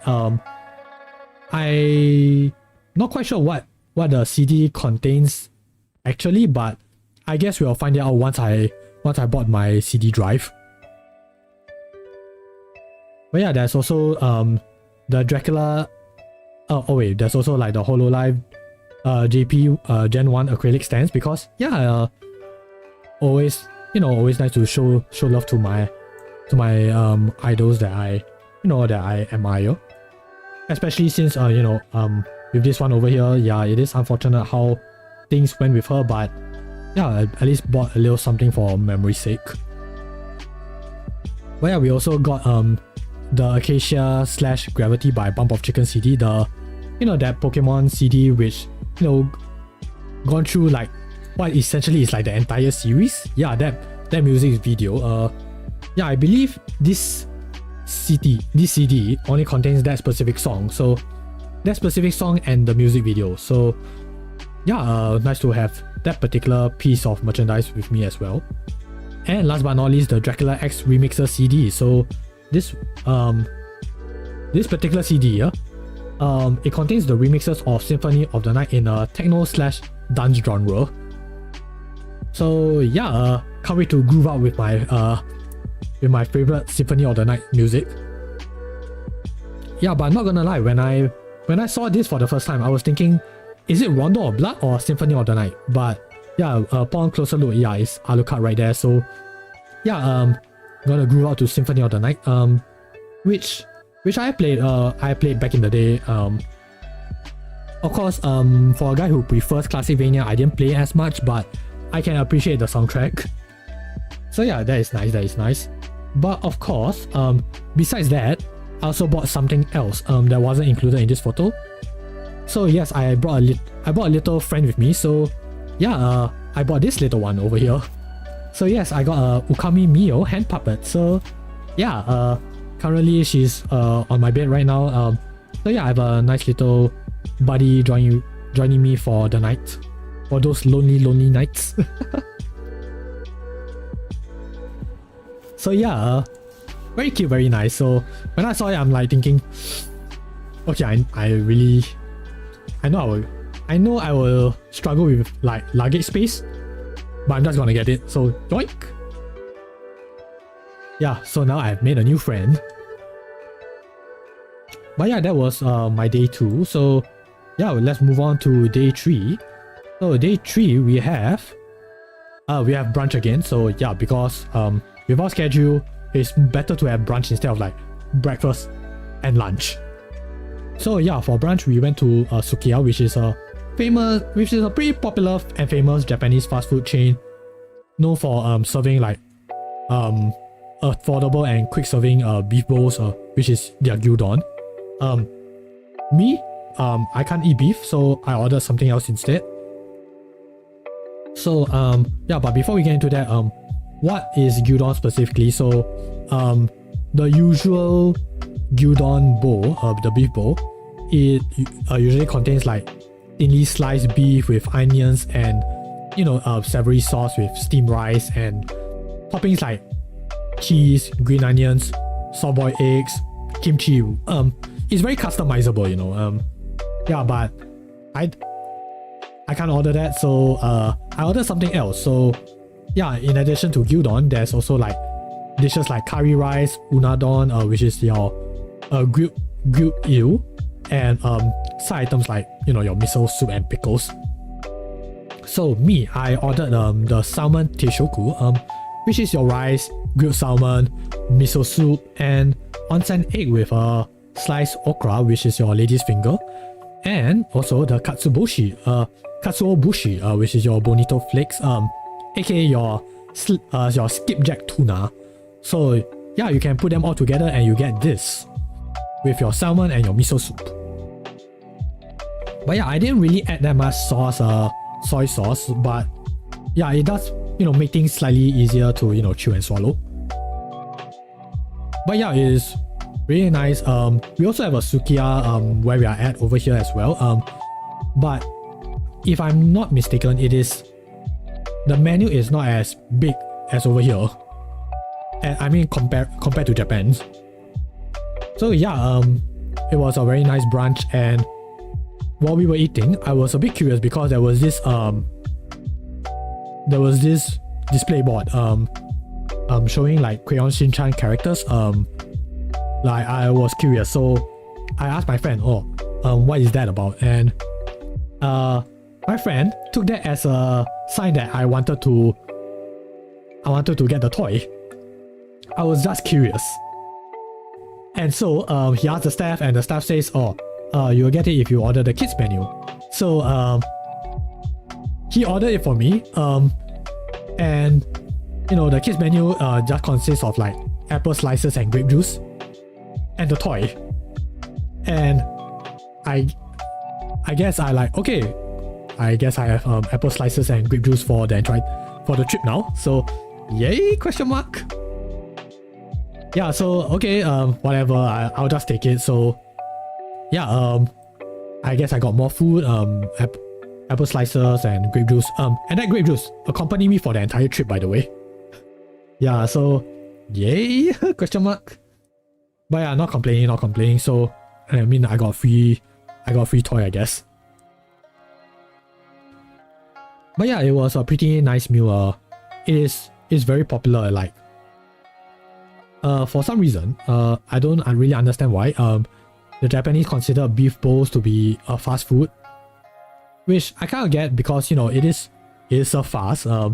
It's definitely different from like fast food that most people would associate with. But yeah, at the end of the day, very nice. So yeah, moving on, we went to Aru City at Kita-Kyushu. So this place, it is a multi-story shopping complex dedicated to anime, manga, games, and Japanese pop culture in general. So yeah, it has like specialty stores, arcades, theme cafes, and a variety of like collectibles, cosplay items, and merchandise from popular series, which we will get into when we go into those individual stores. Excuse me, let me just drink up a bit.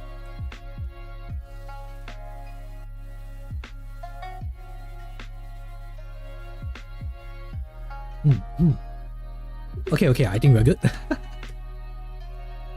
Yeah, it's like a popular destination for like fans to like find rare goods or like visit unique attractions and stuff like that. So yeah, Aru City it also hosts a lot of events and exhibitions like and autograph sessions for like anyone who is like into the idol culture, not just idol, otaku culture. Yeah, this is the place. And yeah, as you guys can see from like the pictures over here, so this will be very relevant at the next few slides. Yeah, so all of these are from this very well-known mangaka. Again, we are gonna get into that later.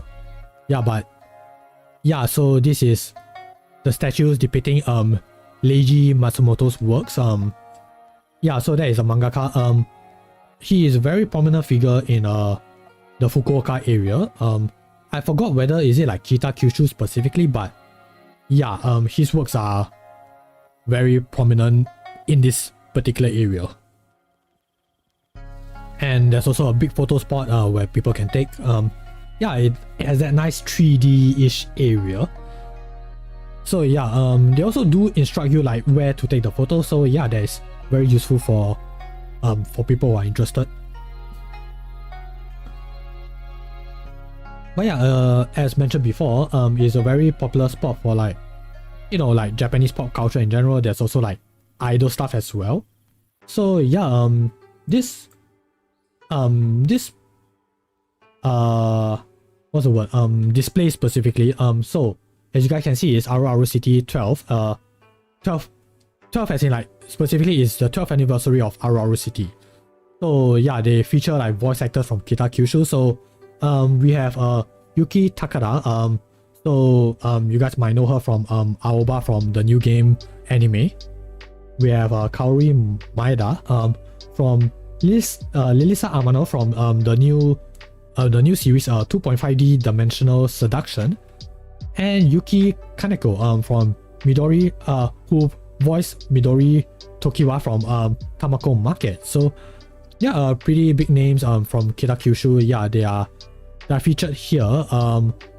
If I'm not wrong, there is like autograph sessions. It's just that when we went there, it wasn't happening. But yeah, that was pretty nice, pretty interesting. Just to like know that there's like regional events happening. But yeah, there's also like pachinko machines featuring like various anime shows. There's Haruhi. I believe this one is the Evangelion ones, and there's also one regarding like the Monogatari series. So yeah, pretty interesting. And yeah, there's also the Ufotable Cafe. Ufotable Cafe together with the Asobi Cafe, Machi / Asobi Cafe. We didn't go there because yeah, we just went there to like just take a look and then that's it. But yeah, there's also like movie posters here and there, lots of movie posters. Yeah, but this one was at the basement. Yeah, I don't recall there being much. It's just there for people who are interested. There's no like I guess a store that you can go to. I don't think so. Yeah, I don't recall anything there specifically. It's just there to just take a look and then that's it. But yeah, but speaking of taking a look, there's also all these autograph and hand-drawn illustrations from various mangakas. And yeah, it's not just this it's not just this panel, there's also many other drawings as well. Obviously no space for me to like feature all of them here. But yeah, pretty nice. And of course, gonna give a shout out to my homeboy Mega Man X, or rather over here it's called Rockman X. Yeah, very nice. Yeah, so moving on, there's the main thing when you go to Aru City. So it is the Kita-Kyushu Manga Museum. So yeah, there are murals and figures of their characters, or rather Leiji Matsumoto's characters. So this was let me just double check. What are the names specifically again? It is... Yeah, so we have Galaxy Express 999. There is also, what's this guy's name again? Let me just double check. I know I've written it down somewhere. Huh. Interesting. Let me just double check. Yes, do we have any hardcore mangakas? Not mangakas, manga fans over here. Ah yes, Space Pirate Captain Harlock. So yeah, is this guy over here. And yeah, you get to see like his ship, like his miniature figures and stuff like that. There's also a viewing room where obviously we cannot take any photos or videos, but it does shows like videos of Matsumoto Leiji at work and a special episode of Galaxy Express 999.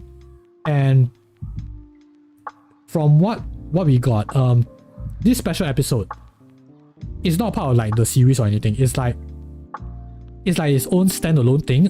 It shows the history of like a specific part of Japan. If I'm not wrong, it was it might have been Fukuoka or Nagasaki. I've forgotten. I know that it showcases a part of Japan.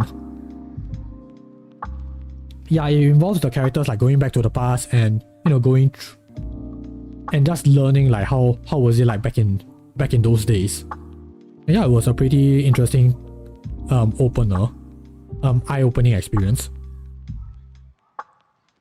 But yeah, there's also like manga panels where you can like take photos, do all sorts of wacky poses, which we did.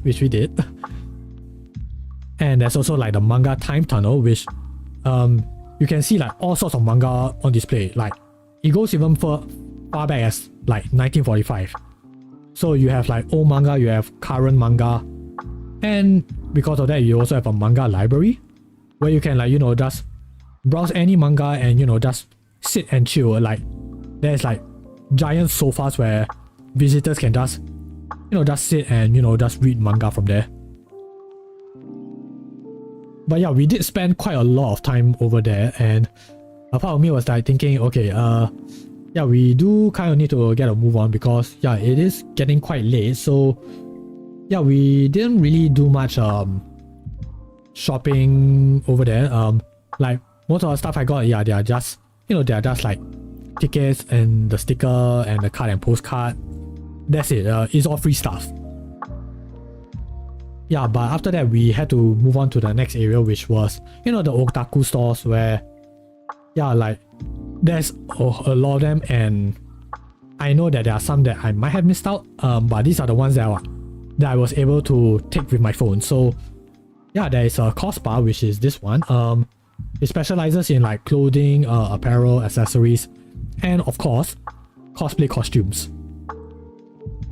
Like I recall seeing I believe school uniforms and like maid uniforms. Like yeah, anyone who wants to start cosplaying, I think they can take a look over there. But there's other apparel as well, like like there's also like Dragon Ball shirts, which I was very tempted to buy, but I didn't because yeah, I was like thinking, okay, there was this other shirt that I was thinking of at Canal City, which I did buy later, which I'll showcase later as well. So yeah, I held off on that. Just walk around, see what is there. But there's also like Melon Books, which specializes in doujinshi and fanmade books, but also has like official manga, light novels, and character goods. So when I went there initially, I didn't know what was going on, but I did take a look and I saw like, there's some spicy material over there. And then I went to my friends like thinking, okay, they have very interesting stuff. And then he told me like yeah, Melon Books usually specialize in like doujinshi, and for those who know your otaku culture, doujinshi, even though in general it just means fan-made goods, there are also very spicy fan-made goods. So yeah, I'm like, whoa, buddy, interesting stuff there. Yeah, I didn't buy any of it because it's not my thing, but I know that there are people who are interested. So yeah, no judgment, but quite interesting stuff there. And then we went to Animate. I completely forgot what is this store specifically, so yeah, that's just an example of the many stores that Aru City has. Animate, so this is one of the largest Japan chains for anime goods. So it has stuff like manga, figures, posters, DVDs, exclusive merchandise, you know.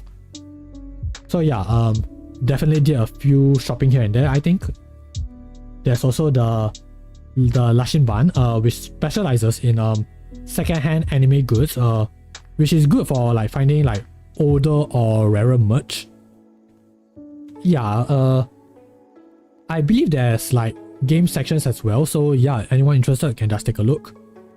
And there is also the Mandarake, also specializes in second-hand anime goods. For me, that is usually my go-to when it comes to like finding like those rare merch and stuff like that, because yeah, it's not very easy to like find second-hand goods if you are like into like certain niches, especially if it comes to like stuff like tokusatsu. You'll be surprised like how little you can find in compared to like general anime goods.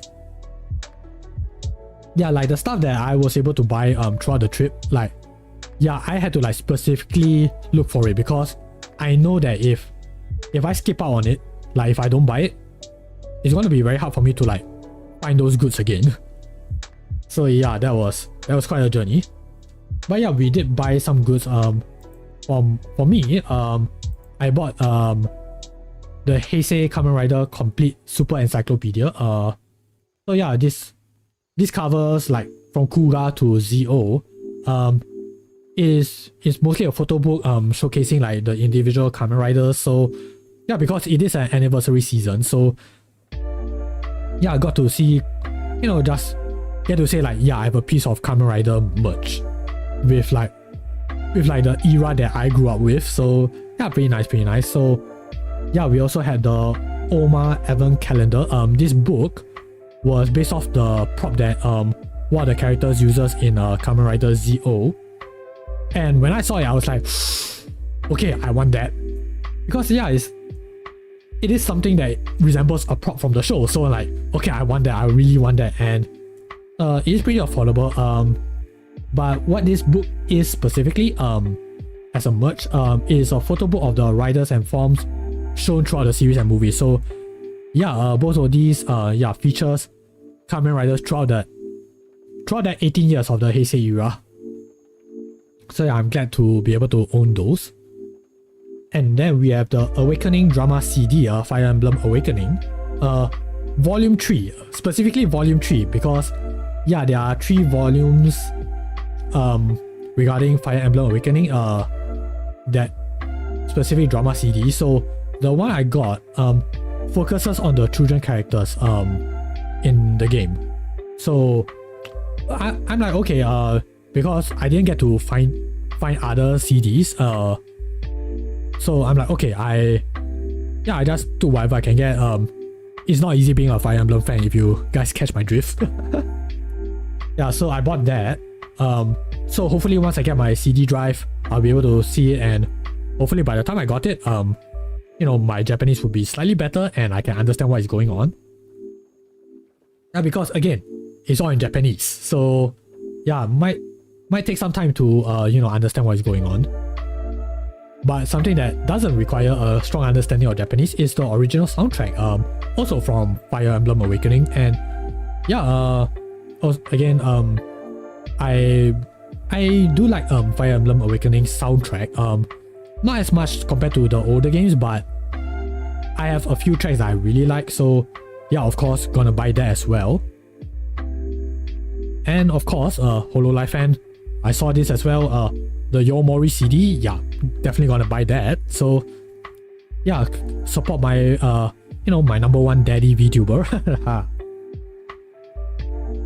So yeah, it's a wonderful haul. And also, yes, you guys might also notice this little tin can. I forgot where I got this specifically, but this the reason why I didn't like list it down is because it's actually a souvenir for my friend. Yeah, it's a souvenir that I got for my friend because yeah, she likes Sanrio stuff, and I don't recall getting this from like Aru City specifically. Yeah, but I just included it in because this was the stuff that I got for the day. Yeah, so yeah, it's mostly otaku stuff here and there. But yeah, after that, you know, we got our merch, and we actually didn't know what to get for dinner, so we just look at each other and be like, "You guys want to try out the McDonald's?" Sure, why not? Let's try out the McDonald's. So yeah, we went to Japan's McDonald's, and yeah, there was a special promo going on, thankfully. So yeah, we got, rather I got the shrimp filet-o. Yeah, not sure why they don't serve like shrimp over here. But whatever, at least there's something different, something special that I can try out. So yeah, I got the shrimp burger. I mean, it is what it is. You know, a giant shrimp patty with salad and, you know, your usual McDonald's buns.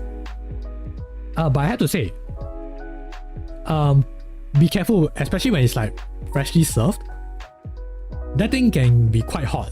Yeah, like yeah, when I dip my teeth into it, like dang, I can feel a little bit of yeah while I was eating it. So like, okay, interesting experience. Needed to watch out for that. But having said that, very nice, very nice. I mean, it is McDonald's at the end of the day. But we also ordered, you know, the macaron salted butter caramel because why not? Again, it's not something that you can, you know, that you will order not on a typical day. So yeah, we tried that out. Yeah, it's sweet as macarons usually do, but there's also that, you know, that rich salted butter caramel feeling. It's a very nice blend, I have to say. And we also ordered a tsukimi milkshake, which is part of the which is a seasonal special because yeah, when we were going to Japan during that time, it was close to the Mid-Autumn Festival, I believe. Yeah, so yeah, there's a lot of moon-related events going on, and this is not this is no exception. So yeah, the tsukimi milkshake it's custard pudding flavor, and it's a very rich, creamy custard pudding. So for a guy who likes that kind of stuff, yeah, definitely enjoyed my milkshake. So yeah, that was a rather humble and simple dinner, which, you know, not complaining. I just take whatever I can get because by that point I think I was very hungry. So yeah, whatever goes. So yeah, that was our day 3, and yeah, let me see, is there anything else? Yes, moving on to day 4. So yes, day 4, we went to the Kido Nanzoin Mai station. So yeah, this is a very nice rural place. It also features the Melody Bridge. So what this Melody Bridge is over here, so both sides of that bridge it has a sort of a xylophone thing going on. So you can strike it with a mallet and it will play a sweet melody while you walk across, and it has to be played in a certain order. So yeah, there is an example which I believe I can play over here. Let me know if you guys can't hear the audio. 뭐야? 샤워 저기서 뭐예요? 저도 한번 쳐볼래요.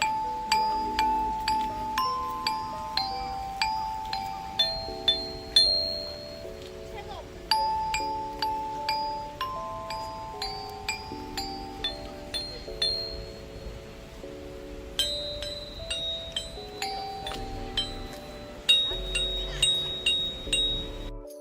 Yeah, so that was the Melody Bridge. So yeah, it's very, very interesting because yeah,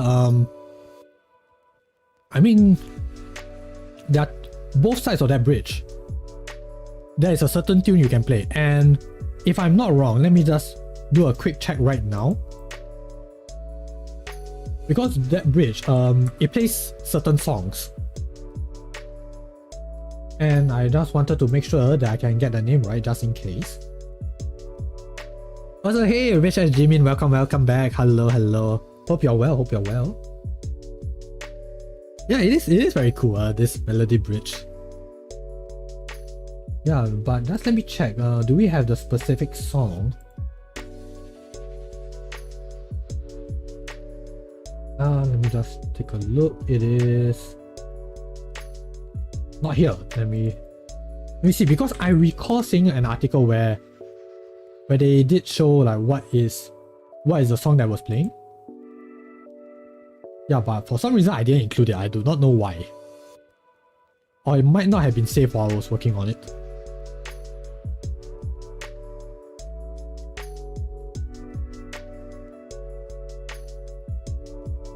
Yeah, I guess we...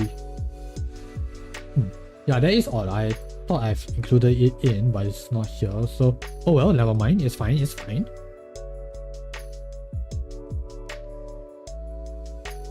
But yeah, another neat little thing about that melody bridge, right? So you guys can see over here. Not only is it in order, but it also has a bar over here which signifies you to stop. You know, like take a break before continuing on with the song. So yeah, it is. Yeah, for those who know their music, yeah, you guys will likely appreciate this little attraction going on. But yeah, after that we went to our mini hike to go to the Nanzoin temple. So yeah, this place is filled with all sorts of statues, all sorts of shrines where people can like pray and worship. So I want to highlight this one in particular. So you guys can see the statues over here, and you can also see this cat statue over there. So this cat statue is from here, right? So there is a sign saying that you guys can pour water onto the shrines onto the statues, just so that give them a bit of cleaning, a little bit of washing. But do not pour water onto this one. Do not pour water onto the cat, because cats do not like water. Like, it's somewhere along the lines. It's not the exact wording, but yeah, according to my friend, that's what the sign said. And oh my gosh, that was adorable. But yeah, besides that, it's mostly various shrines where you can do your praying, do your worship. But also, most importantly, right, here's a PSA for everyone. Because this is a sacred religious place, it's important to dress appropriately. So please don't dress anything too revealing, no short shorts or anything like that. Just dress modestly, preferably long pants, especially if you're like going around the area. Yeah, that might be good. But oh yeah, also another neat little thing that I added last minute, admittedly. Yeah, is this frog statues over here. So yeah, apparently it means like, see no evil, covering the eyes, hear no evil, covering the ears, and speak no evil, covering the mouth. So yeah, that's pretty interesting as well. Yeah, it's pretty nice. It is at a narrow path, if I'm not mistaken. But yeah, oh yeah, I know I'm going like all over the place, but because I'm like trying to remember which area has a certain story that I can remember and tell. Yeah, so yeah, this particular tree, if I'm not mistaken, this tree was initially struck down by lightning, and then it managed to repair itself. It just naturally grew. But yeah, there is a certain story behind that particular tree. Let me just try to do a quick search whether can I find that particular story. No, not really. Unfortunately, no. But yeah, if anyone is interested, yeah, I do recommend, just doing doing a few quick reads here and there, just to see what this place is about. But yeah, there's also the omikuji. So what is omikuji exactly? So there are traditional paper fortunes commonly found in like Shinto shrines and Buddhist temples. Like I believe you can like spend like what, 100 to 300 yen each, and you can draw like a paper fortune, and yeah, so they can come in like different levels of luck. So you can have the Suikichi, which is a very small luck. In a way, it is like the lowest level of your luck. So you can take it like, okay, it's just, you know, just minor things to look out for, that kind of stuff. And then above that, you have your standard good luck, which is Kichi. You know, just standard good luck kind of stuff. And then your Shokichi, which is more good luck. Apparently, it's like a higher level to Kichi. Not sure why, but whatever. And then there's the True Kichi, which is very good luck. And then you have your Dai Kichi, which is best good luck. So yeah, as you guys can see here, I managed to get Dai Kichi, which is the highest level. I forgot what it said for mine exactly. I don't remember. But I guess I just take it as like, okay, good thing. So yeah, nothing to worry about from here. But yeah, usually these fortune ranges from like great blessings or curses.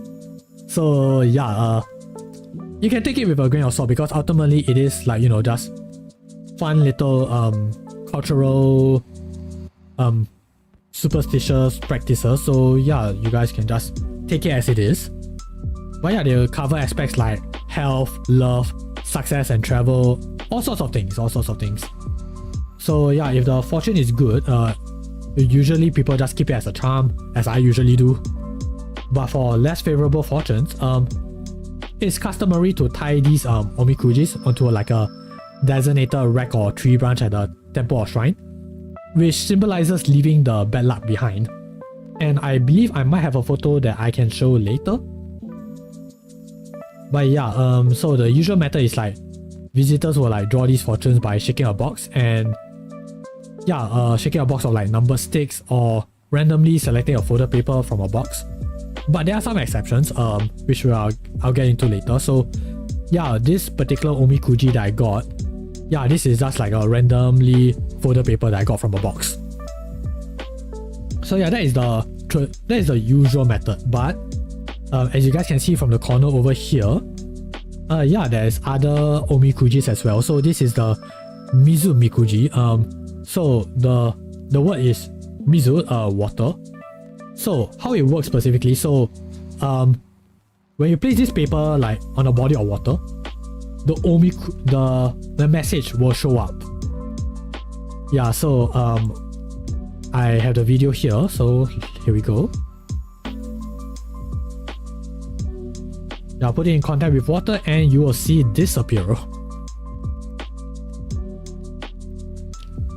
Yeah, but it is still like smudged ink, so if you're not that good with your Japanese and not good with reading, yeah, it might take some time to like understand what is going on.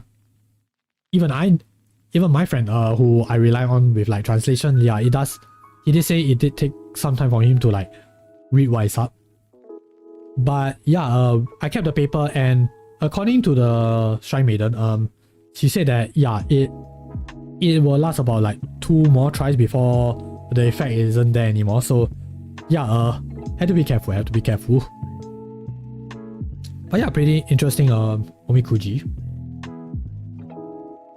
So next up we have, yeah, so yeah, we have all sorts of shrines and temples to, you know, do the praying. Yeah, so yeah, I don't think I have the tying of the omikuji photo here. But yeah, yeah, I guess I can go do a little brief about like what these are individually, as best as I can. So the top left over here is the Mizuo Mikuji place. So yeah, that is where I put the water omikuji here.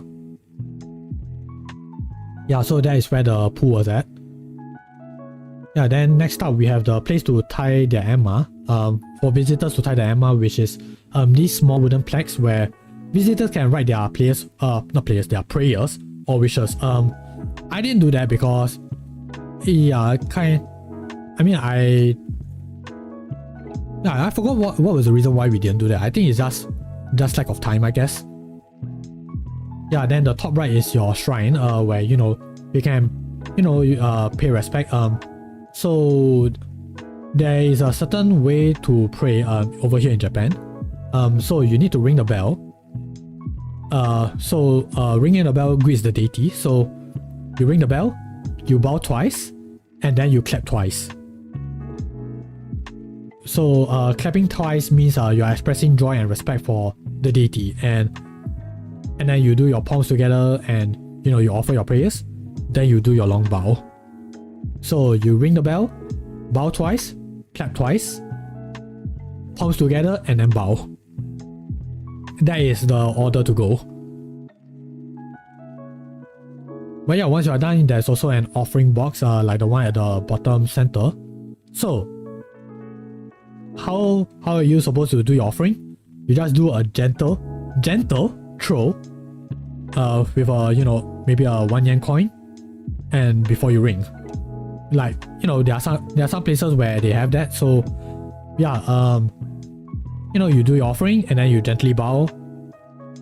No, before you ring, and then you do your prayers. No, you do that after your prayers. Right. my bad. So yeah, after praying, you do the offering, and then you can ring the bell. So yeah, that is how you do the prayers. Hey Shirley, welcome. Thank you for the follow. Really appreciate it.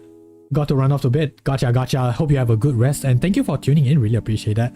Yeah, I hope to see you later. Thank you.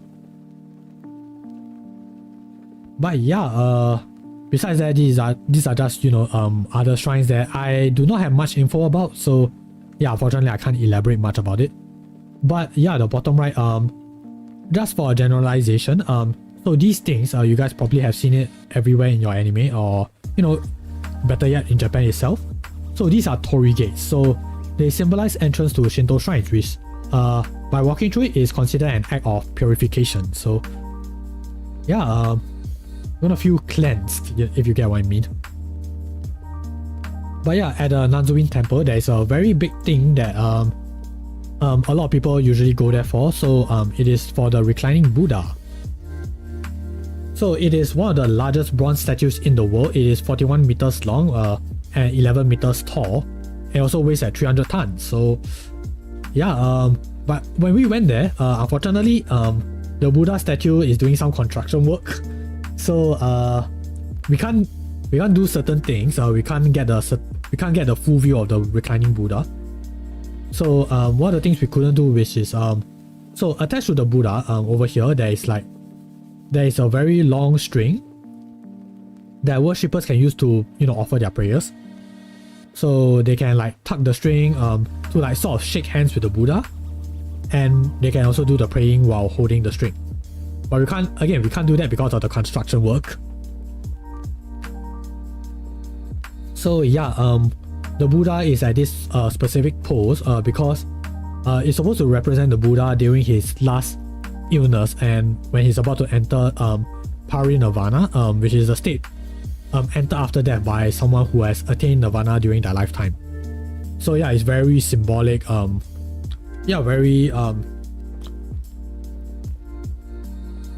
guess it's just symbolic of like the Buddha's path. And yeah, we can also like go to the side of the statue where we get to see the Buddha's feet. This is something that is rather I won't say common, but it does appear in various Buddha statues. Yeah, so these soles, the soles of the Buddha, like they are marked with symbols and images. So one of these symbols is the wheel of Dharma, which is the path to enlightenment, and other motifs that convey the Buddhist philosophy, the Buddha's teachings, wisdom, and virtues. So it is meant to remind viewers of the Buddha's compassionate journey and to encourage followers to walk the path of righteousness. Yeah, and of course, the feet are considered sacred. So yeah, the visitors are welcome to like touch and admire them as an act of respect and to connect spiritually with the Buddha's teaching. So yeah, it's a very spiritual and religious place. So yes, again, it's all about the respect. So yeah, very nice journey. So after that, we were next up on our list was this small island off the coast of Fukuoka, which has to be taken by boat. So the thing is, we went to Nanzuin Temple, right? That is actually not the first thing on our itinerary. There was something that we wanted to go before that, but because because of certain issues, we weren't able to do that. So what was the issue specifically? Because we are planning to go by boat, right? So if you have like cases like high tide, that boat will not stop at that specific place. So that specific place is called the Ainoshima. It's an island off the coast of Fukuoka. Only traversable by boat. So initially we actually stopped at the bus station to that boat. But when we got to the bus stop, right, the driver actually told us like the tide is too high for us to land. So we thought to ourselves like, okay, we will go to Nanzuin Temple first. After that, we will see like, okay, is it safe to try our luck again to go for the tides? So after Nanzuin, it was around like afternoon time, I think. Yeah, we checked the website and realized, okay, we can still make it if we rushed over. And we did take some time like thinking like, okay, should we take that chance? And okay, and we eventually agreed like, okay, we can give it a shot. We went for the bus the moment we got off the train. So we immediately went for that boat, and thankfully we were able to got there and land on the island safely. The boat ride was a bit it was fast, but it was kind of a bumpy ride. So anyone who is seasick, yeah, you might want to take some precautions. Yeah, it can be quite shaky. So yeah, please be prepared. But yeah, once we got off the island, we immediately bought our return ticket because there is a last boat and it is quite early in the evening. So don't take it from me. Other guys have also mentioned it before. One of the first things that you need to do when you go off the island is to get your boat ticket. Cause if you miss that boat, yeah, good luck trying to find a way back until the next day. So yeah, things that you need to be careful of. But anyway, so what is special about this island? So Ainoshima has a very special nickname.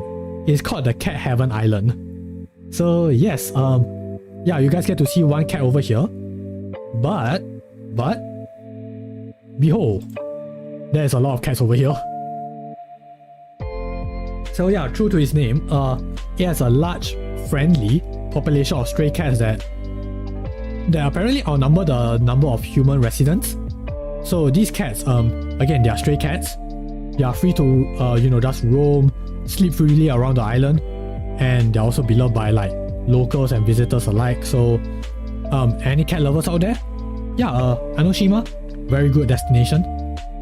Yeah, and the keyword is friendly because I have never seen cats that are so chill that they will just like walk over to you. Some of them they just like go up to you, they will just sleep, or heck, even let you take photos of them. And yeah, as you guys can see over here, man, I get to take lots of photos. Especially this guy, he was like my MVP because he's just posing, and I can like take lots of photos with him or her, I do not know. Lots of photos of that cat, and yeah, it's a very wonderful time. And of course, want to get a selfie with this guy over there. Yeah, it's a very nice, wonderful time. Very chill, very casual, very friendly, very peaceful, yeah, and apparently the island also has like historical shrines and ancient stone burial sites, which you kind of have to like walk a fair bit.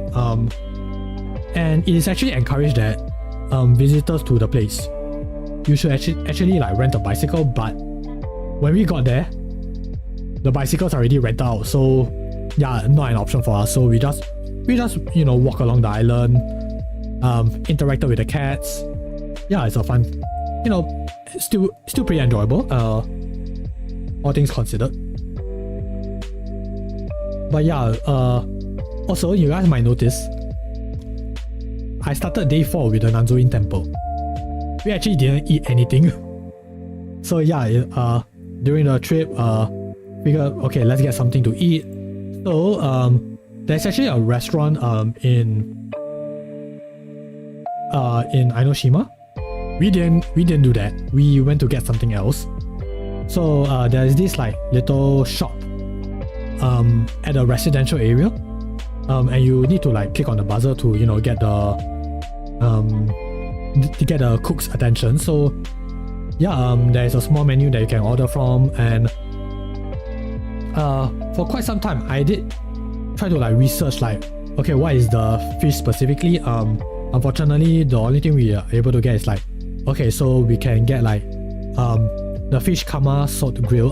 So according to my friend, apparently this fish is like prepared using a furnace, like a charcoal furnace. So yeah, very nice salty grilled taste.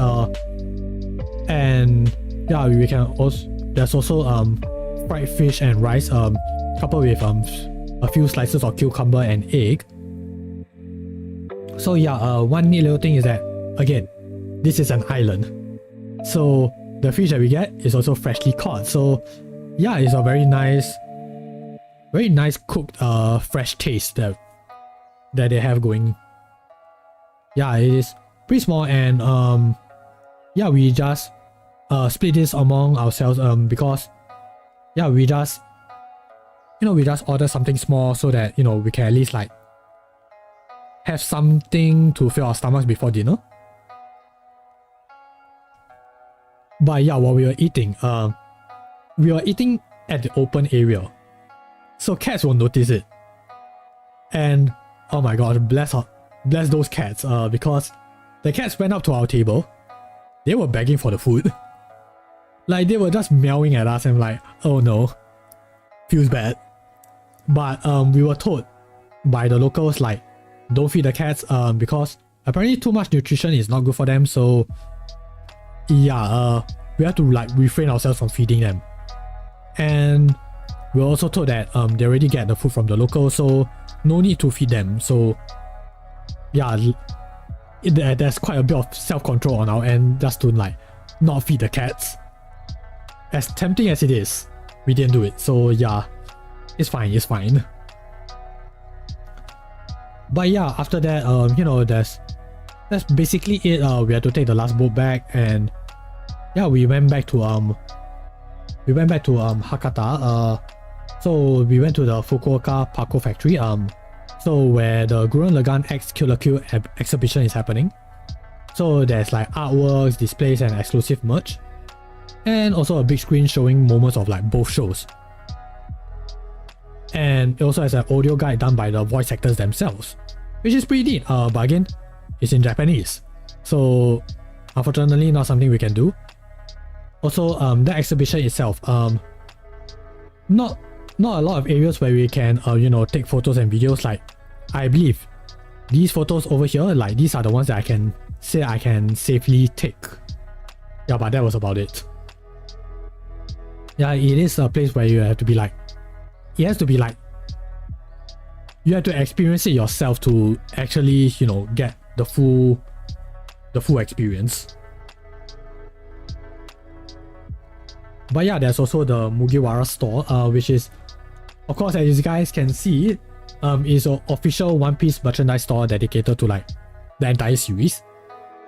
So I do not know anything about One Piece, so it is named after the Straw Hat, the Mugiwara pirates.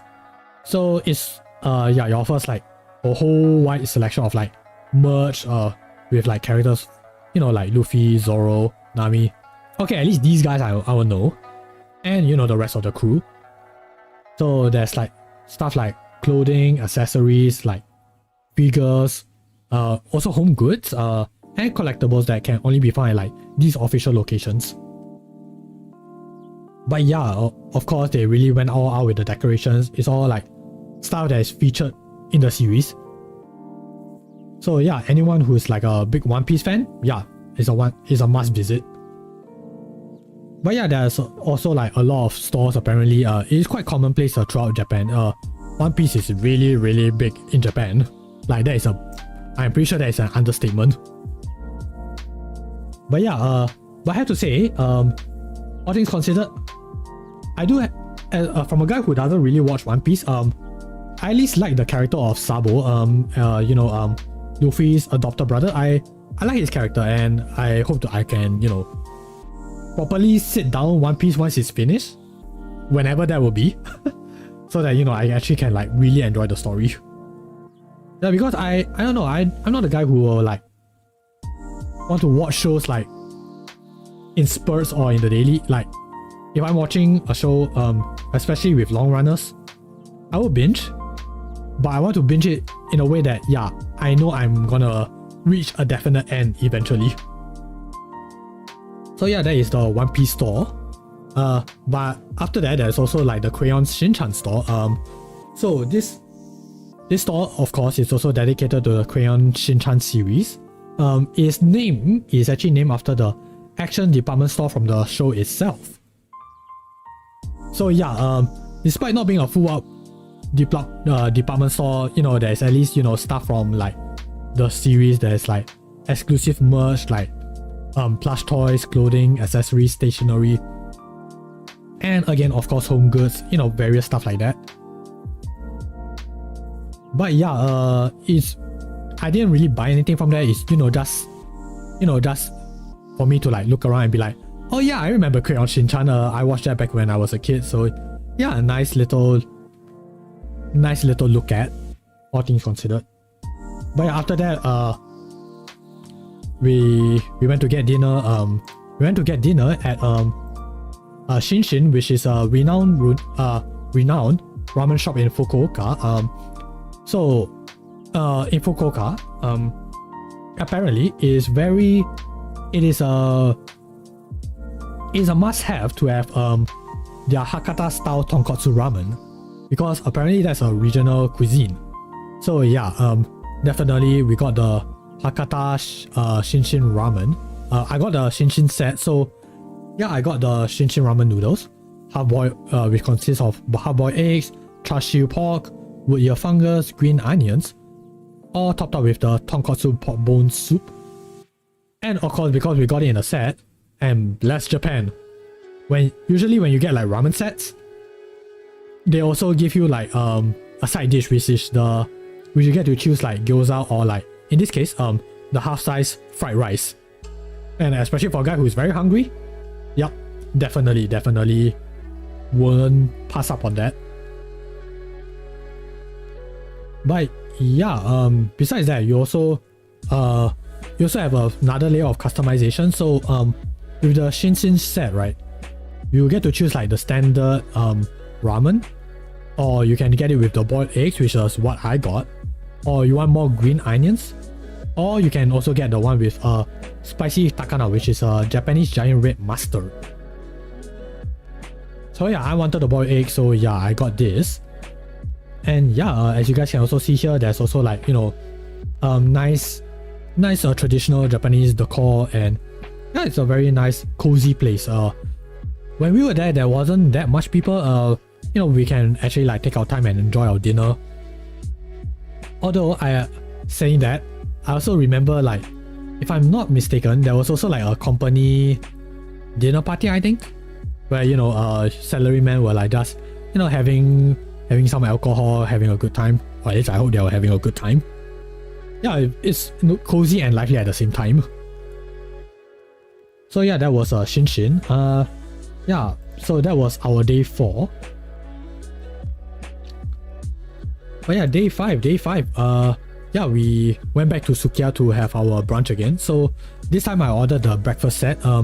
So this one consists of rice, fried egg, bacon, lettuce, miso soup with fried tofu pieces, seaweed, hijiki, which is dark seafood with tofu and carrots, and the barley tea. So yeah, a lot of stuff that we can eat. And hey, something 631, yes, I saw what you did there. Yes, it is the Shinshin.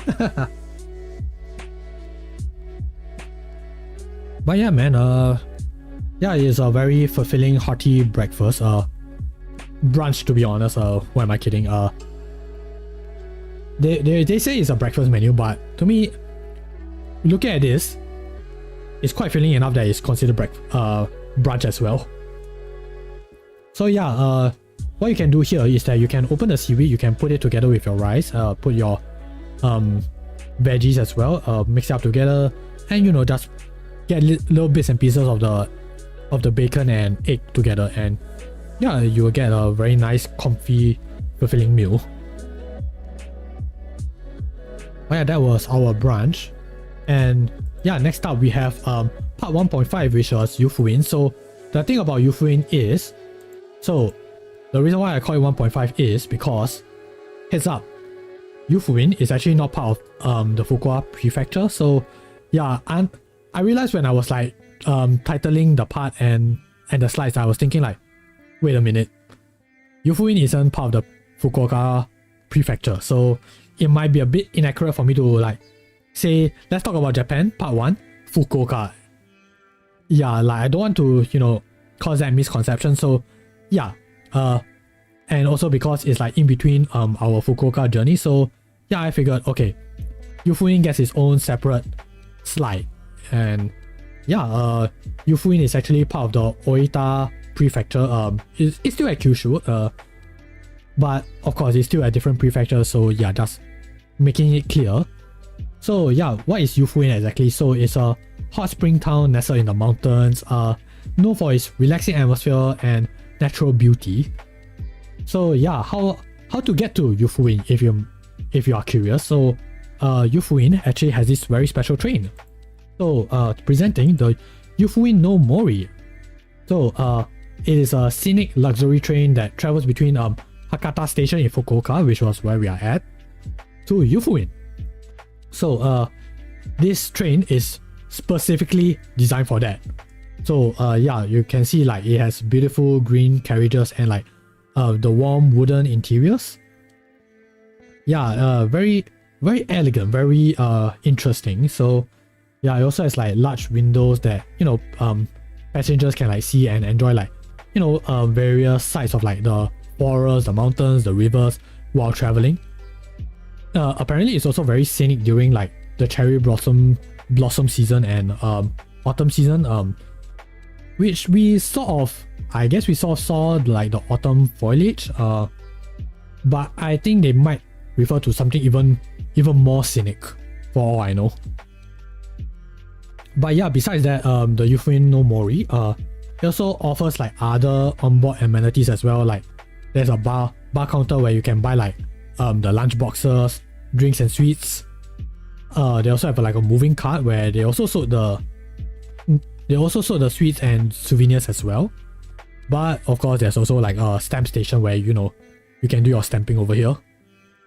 But yeah, there's also like, you know, little decorations that showcases the history of Yufuin no Mori. But yeah, you're also like free to roam around the train, you know, where people like can take lots of photos, and oh boy, there were a lot of people taking photos of the train. Yeah, I mean, say people also say myself, I myself am one of them as well. You know, because like it is a very special train, so yeah, just wanted to, you know, showcase and show it some love. But yeah, these are just the examples of like, you know, scenic locations. So the thing is, while we are traveling, it's actually quite a long ride. I believe close to 3 hours, I think.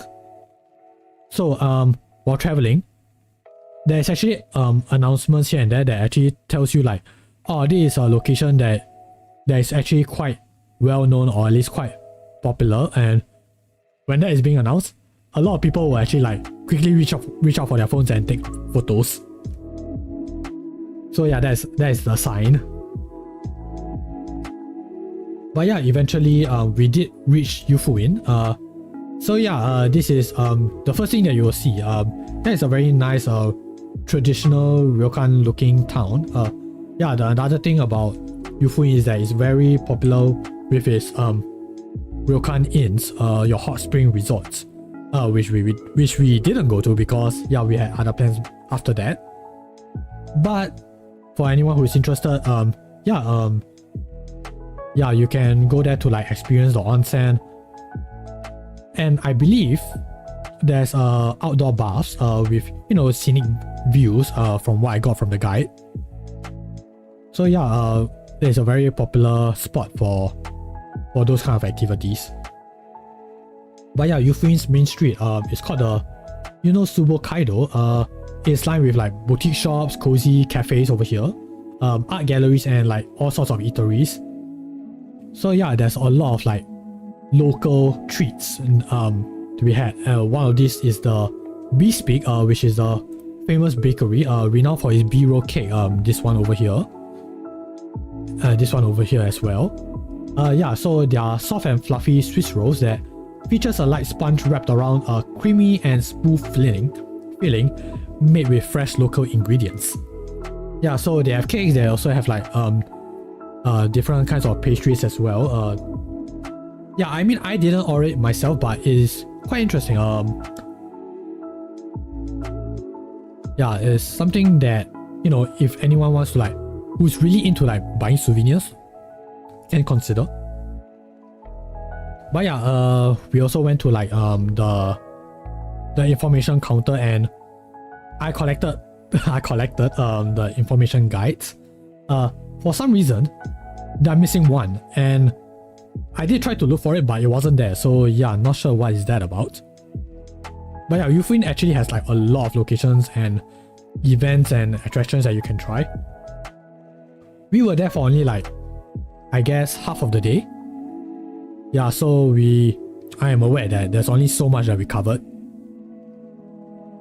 But yeah, that is Yufuin in general, but don't worry, moving on, there's also like, you know, the Ampaman stone statues, you know, based after the character. So we have the Baikin Man, the Bacteria Man, Dokin-chan, Anpan-man himself, and Uncle Jam, Jamu Oji-san. So yeah, characters from the Anpan-man series. Yeah, they are scattered throughout the area. So yeah, I believe some of them are like at the bakery, some of them are like somewhere else. But they are quite close by. Yeah, that's nice to take photos of. And one particular store that I want to make mention of, because I did buy stuff from there. So dried fruits. Yeah, it's a very nice snack to try out. I never had dried fruits before this actually. Even though my parents really like eating dried fruits. It is a sweet snack. So they have like going down the list, they have figs, mandarin oranges, lemons. Oh wait, no, lemons over here. Yeah, this is the fig, mandarin orange, lemons, kiwi, orange. Yeah, there are different types of oranges, and the banana. Yeah, I think that one is the banana. And there's also like seafoods, nuts, scallops, and fish bones. And yeah, for me, I remember buying oranges. I remember buying the bananas because I actually like that. It was a nice first exposure to like dried fruits. And yeah, after eating that, they actually have a place for you to wash your hands. So yeah, that's pretty nifty. Yeah, well, pretty nice place, worth a mention. Yeah, but after that, there's also like the Japan Anime Store and Sanrio Store. Yeah, it says Japan Anime Store, but most of the stuff that I saw was mostly Hello Kitty and Pokemon. Yeah, pretty nice for people who are, you know, into Hello Kitty. But yeah, like there's like plushie, socks, other merch that you're, you know, people who are interested, they can get their hands on. Although one notable thing about this store in particular is that there are two Hello Kitty statues. The one that I took is like a fortune cat statue, you know, just for you to see and you'll be like, oh, that's cute, that's funny. But there's actually another one, which has a bell where kids, and it's usually kids, they can pray as though they are actually in an actual shrine or temple. And yeah, I did see a kid do that. I didn't take a photo because yeah, it's, you know, they really respect their privacy. So yeah, make sure that I follow that. But yeah, it is kind of cute, you know, to have these kind of statues in the store. But yeah, you know, it's just a merch store with, you know, rather traditional looking stuff. It's nice to take a look. But yeah, after that, we also got the Donguri no Mori. So this place, as you guys can see, is all dedicated to like Studio Ghibli. It's like filled with like official Ghibli merchandise. So you have like characters like your Totoro, your Kiki, from the Kiki and Kiki's delivery service. Like this one over here, Totoro, and the Spirited Away spirits, like, yeah, like No Face, yeah, he's over there. Yeah, and various other Studio Ghibli characters. So it also, yeah, besides that, these are just like decorations on the outside. There's also decorations on the inside as well. The store, unfortunately, no photography policy, so yeah, didn't take any photos, unfortunately. But it also offers like a whole variety of like items, like you have your plush toys, accessories like kitchenware, home decorations, stuff like that. But the atmosphere, the vibe, it's so cozy. It really feels like you are inside a Studio Ghibli movie. Yeah, like it is all like wooden interior, but it feels very magical. It feels very nice. So yeah, the place, like, there's a lot of people taking photos, as you usually do. There's even like one dedicated photo spot, which I believe is over here. Yeah, like this is a place where you can place your camera. I forgot where was it facing. I think it was towards here. I think I forgot. I might be mistaken, but yeah, it is a place where people can just take photos on the outside, of course. And yeah, some of these figures, they're quite big, like these ones over here. Quite obvious. Some not so much. Like this one requires you to like squat down and actually be able to get a proper look of No Face. So yeah, pretty nice. I didn't buy any merch because it is very crowded. Like, it's to a point where I kind of got a little bit intimidated, like try my luck to like wait in the queue and buy stuff. Like, again, we still have stuff that we need to explore. So yeah, after that we got a little bit of a snack. I got the curry cheese bread, and oh my gosh,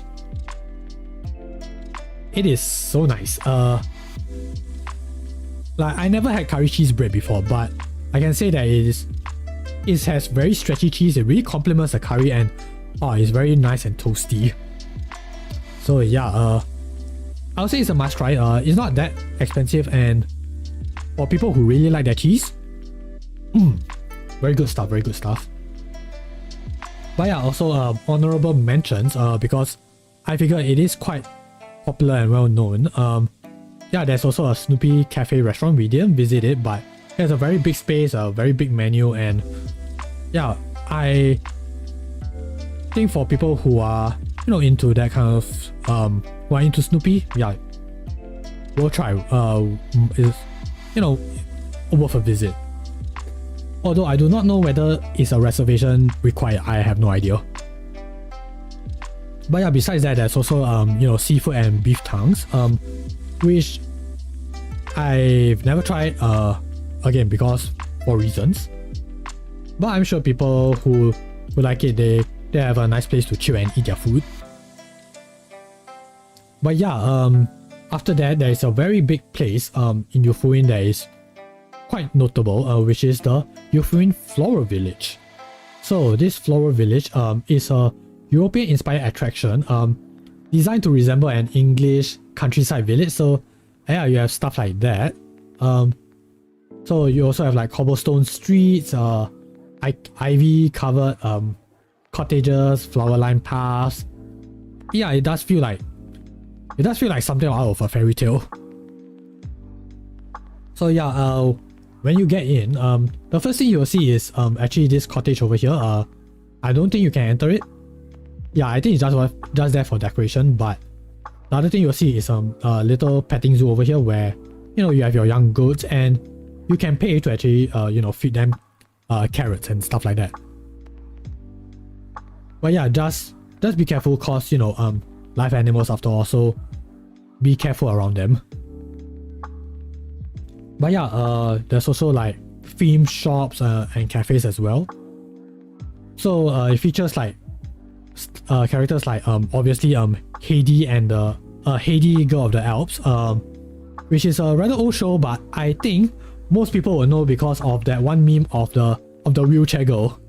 Like, you guys might know this particular meme where, you know, someone is pushing this girl in the wheelchair. She says something weird and then she has to be thrown off the wheelchair. Yeah, it's from that show. Yeah, so the moment I saw it, I was like, ah, so that's where it came from. So yeah, besides that, there's also like Kirby stuff, Studio Ghibli stuff, all sorts of stuff. There's some that I passed through, but I didn't really get like good photos of. There's stuff like Curious George, Moomin, Tom and Jerry, and many other stuff. There's so many theme shops around the Yufuin Floral Village. But yes, it's also very crowded and it's a very tight space, so please do be careful while walking through the area. But yeah, outside of that, there is also the Yufuin Miffy Forest Kitchen. So yeah, this is a cozy Miffy themed cafe dedicated to, of course, the Dutch character Miffy the Bunny, who I until now didn't actually know that she's a Dutch property. So yeah, the more you know. So the cafe serves a variety of like Miffy inspired dishes, bunny shaped pastries, drinks with colorful latte art with each crafted with like Miffy details. So yeah, you have stuff like this, lots of Miffy pastries, and because the time when we went in, yeah, people are preparing for Halloween, so yeah, I think just nice there's stuff like this. But my friend did get this Miffy bread, so yeah, it is nice. Yeah, it's decorated with like Miffy merchandise and like all these bright, colorful, cheerful designs is all over the place. So yeah, it's a very nice, cozy house. And the second floor, there's a small dining area and photo area. And the keyword is small because I didn't really get any photos because of the crowd. Yeah, like the first floor is like a big bakery where you can, you know, not only buy like pastries and stuff like that. There's also like, you know, like cups and plates and stuff like that. So yeah, anyone interested in Miffy, that's the place to go. So yeah, before we continue, let me just take a quick sip. Man, I know when I'm going into this, definitely I'll be doing a lot of talking. I mean, I know better, but dang. But yeah, of course, reminder to do drink up, guys. Even though, you know, it's always important to hydrate.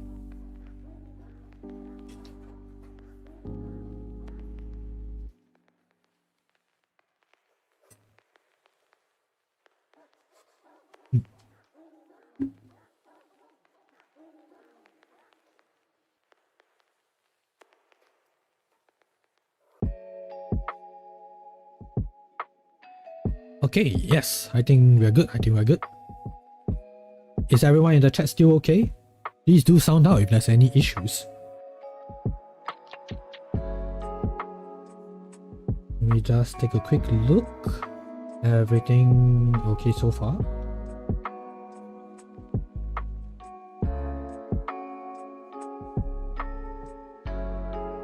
Yep, I think we're good. I think we're still good. Okay.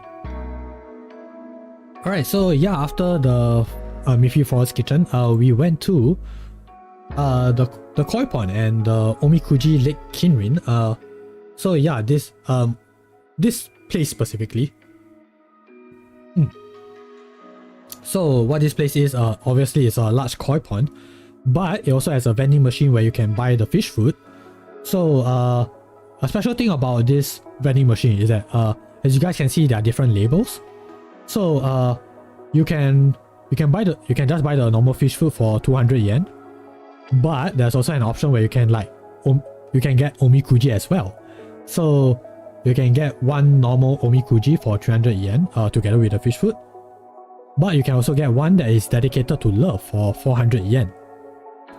So yeah, it's up to the individual person, but yeah, it's quite interesting that they actually added like omikuji into the fish food. So yeah, there's various koi ponds that visitors can like visit and just feed the koi over there.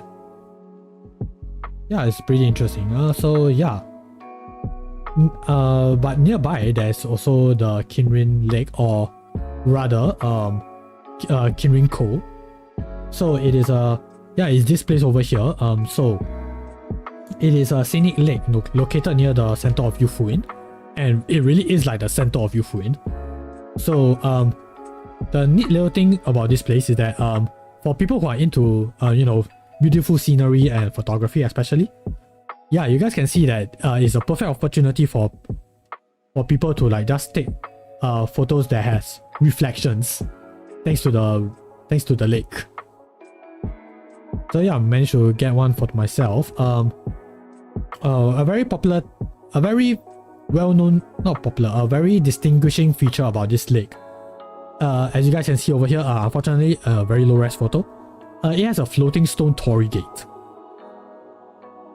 So yeah, very interesting because like, if I recall correctly, it is somewhere far off from where we were at. So it's not exactly that easy to get a picture of the floating stone torii gate. But yeah, it's not every day you get to see it. So yeah, pretty interesting. And yeah, just a little fun fact about the name. So Kinrin-ko, it means golden scale lake. It comes from the lake. It comes from the way sunlight glimmers on the surface, creating a golden appearance at certain times of the day, and even mist. So yeah, we have the mist due to the hot spring waters mixing with cooler mountain streams. So I got that from reading internet articles. So yeah, I didn't get to experience it for myself, but I'll take their word for it. It does look pretty nice, very scenic. But yeah, after that, I believe like we just had to take a few steps. Yeah, after that is the Tenso Shrine. So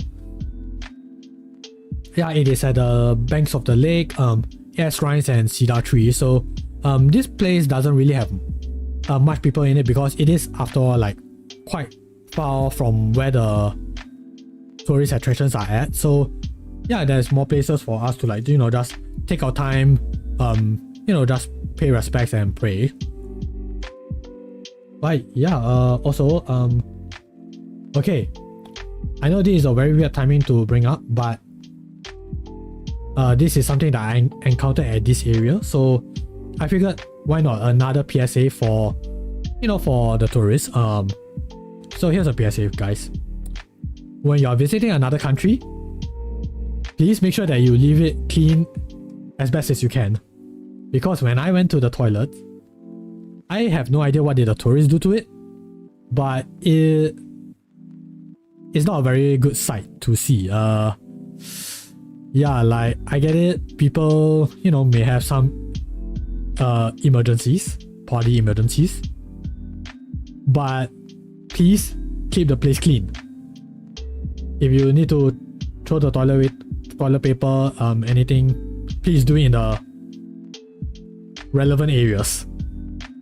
Yeah, like that's all I can say without going into too much detail because it was nasty. It was very, very nasty. So yeah, PSA guys, if you are visiting another country, please keep the okay, let me try that again. PSA for you guys, please keep the place clean, especially the toilets. Whatever you do, make sure you flush, make sure you throw your relevant trash in the proper place. Don't treat the toilet bowl as one giant toilet bin because it doesn't work that way. Also, don't throw food in the toilets. Yeah, that's gonna clog up like nobody's business. So please, be respectful and please keep other people's places clean. We are going through other people's places' homes. It is a home country for them. So please give it the respect that it deserves. Whew. Okay, that's a PSA that I can vibe with. So yeah, just be careful, guys. But yeah, but besides that, you know, Japan in general is a very clean place. So yeah, let's just do our part as well as, you know, as visitors. But yeah, after that we went around. We were about to actually head back. So when we were heading back, we came across this place. So this is the Yufuin Showa Museum. So it is dedicated to Japan's Showa era from 1926 to 1989. So it offers a unique glimpse into the daily life and pop culture from that period.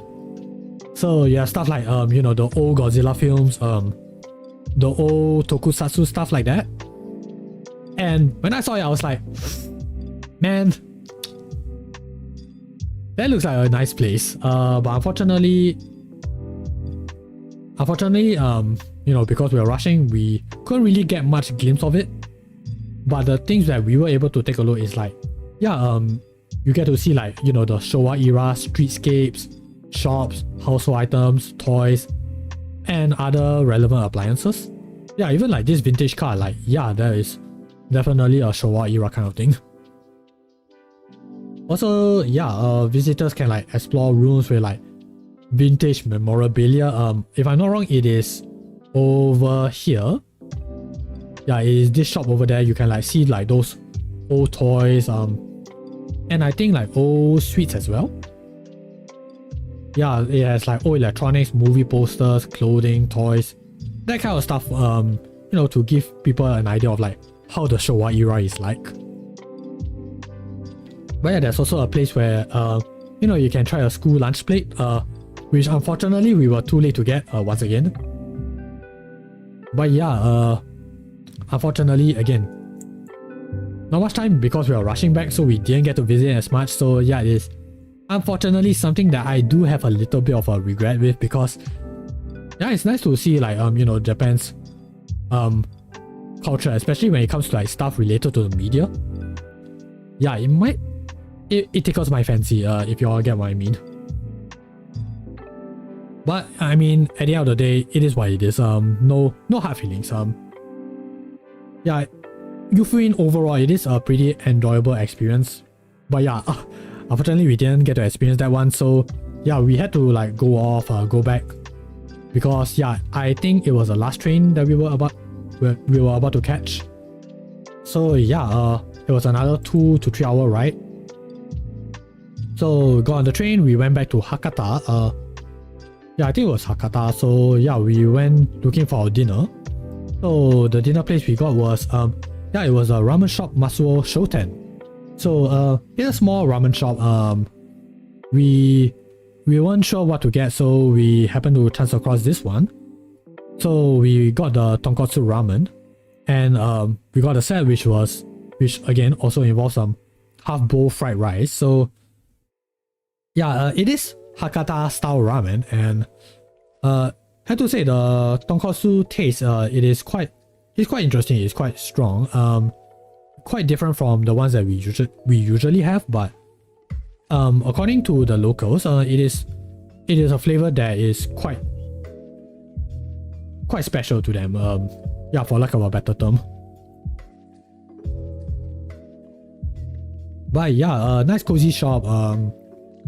Also, behind us there were like posters of like old shows. So yeah, quite interesting.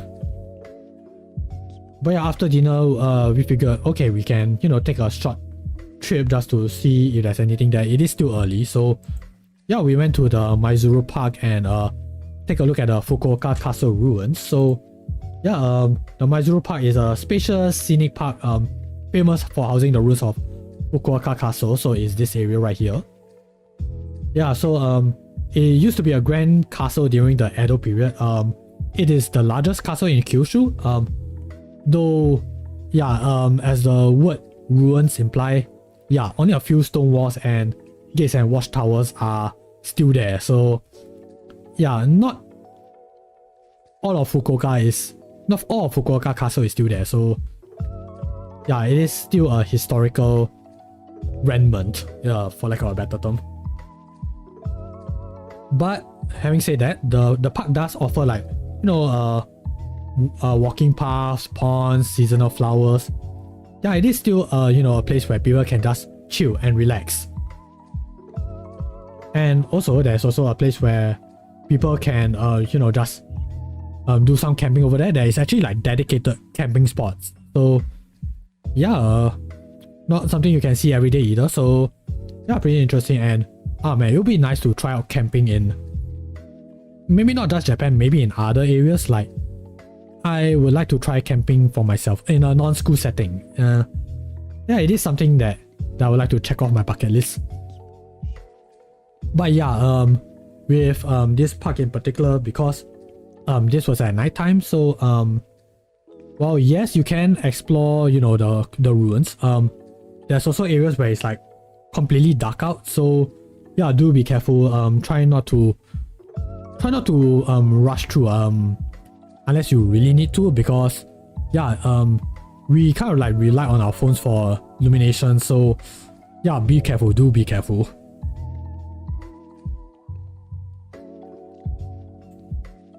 But yeah, next up we have the Hillside Park, known for its beautiful cherry blossoms and peaceful adventure. So yeah, this area it requires a bus ride from where we were at, and also a bit of walking up the hill. But yeah, with that we actually managed to get to like see like places like the Hakata Bay, which I wasn't able to get any nice photos unfortunately. But you also get to see like nearby islands, because yeah, Hakata Bay, it is a place where a lot of boats are at. Also get to see the islands. And along the way we did see like the statue of Hirano Kuniomi, this guy. He's a samurai and a feudal retainer of the Fukuoka domain and patriot. So yeah, Nishi Park itself, it hosts several shrines, including the Terumo Shrine, a shrine dedicated to the local ruling clan, the Kuroda family. So yeah, it's a pretty quiet, pretty sacred place. So yeah, of course, always pay your respects.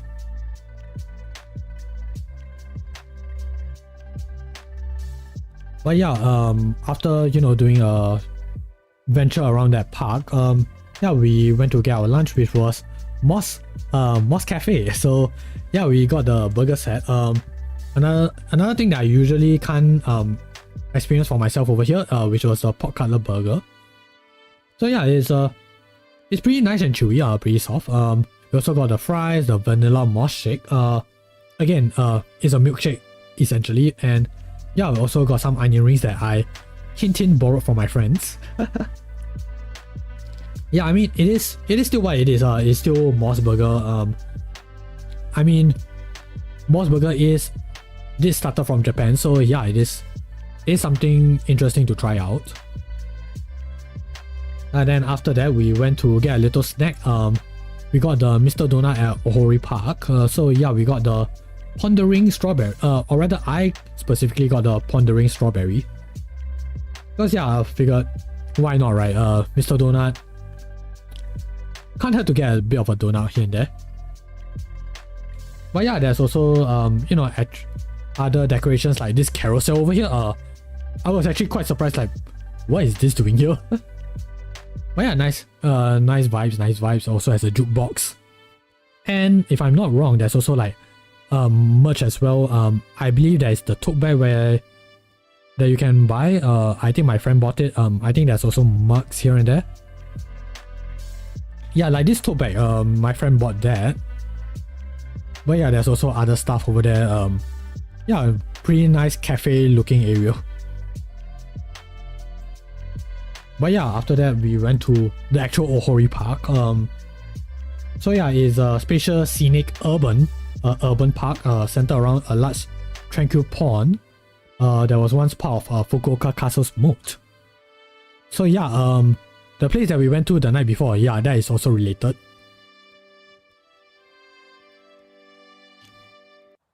Okay, just yeah, just getting a quick sip. Yeah, True Gamer, I know you were here. You did say hi before, but yeah, welcome back. Hope you are doing well. Yeah, so yeah, Ohori Park. yeah, it has a nice picturesque walking path that encircles the pond. Like it circles the entire pond. So yeah, you will spend quite a fair bit of time over there. So it's perfect for strolls, jogging, and cycling. Like there are designated lanes here and there. So yeah, people do go around this area like for their daily life. So yeah, quite interesting. It's quite, I won't say it's like crowded.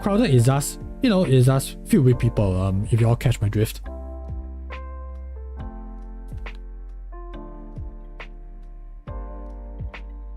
You want to go there?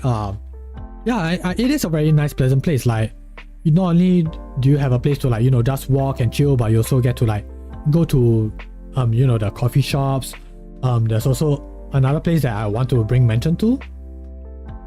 Yeah, which we will get to quite soon. Yeah, there's places like the arch bridges, greenery, all sorts of fancy stuff. And yeah, you guys can also see here. Yeah, there's also the duck-shaped boats, paddle boats, where, you know, you and your friend can just go in, paddle, and go around the big lake. Not lake, the very big pond. Yeah, I mean, I didn't go there because I'm just not interested. You know, it's just fun to like, you know, see people venture around, you know. Oops. You asked, have I been to Washington DC? Oh dear man, I haven't been to USA period. And yeah, I am making plans to go there hopefully in 2 years. But it does require a lot of saving.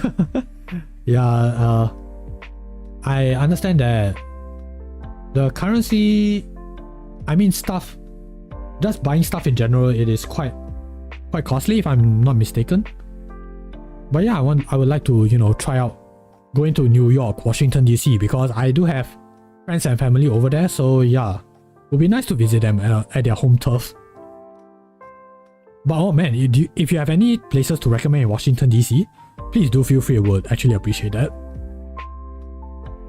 Yeah, and hopefully if I'm still around, yeah, we might be able to, you know, do a sharing session with, you know, with the States as well. It'd be nice.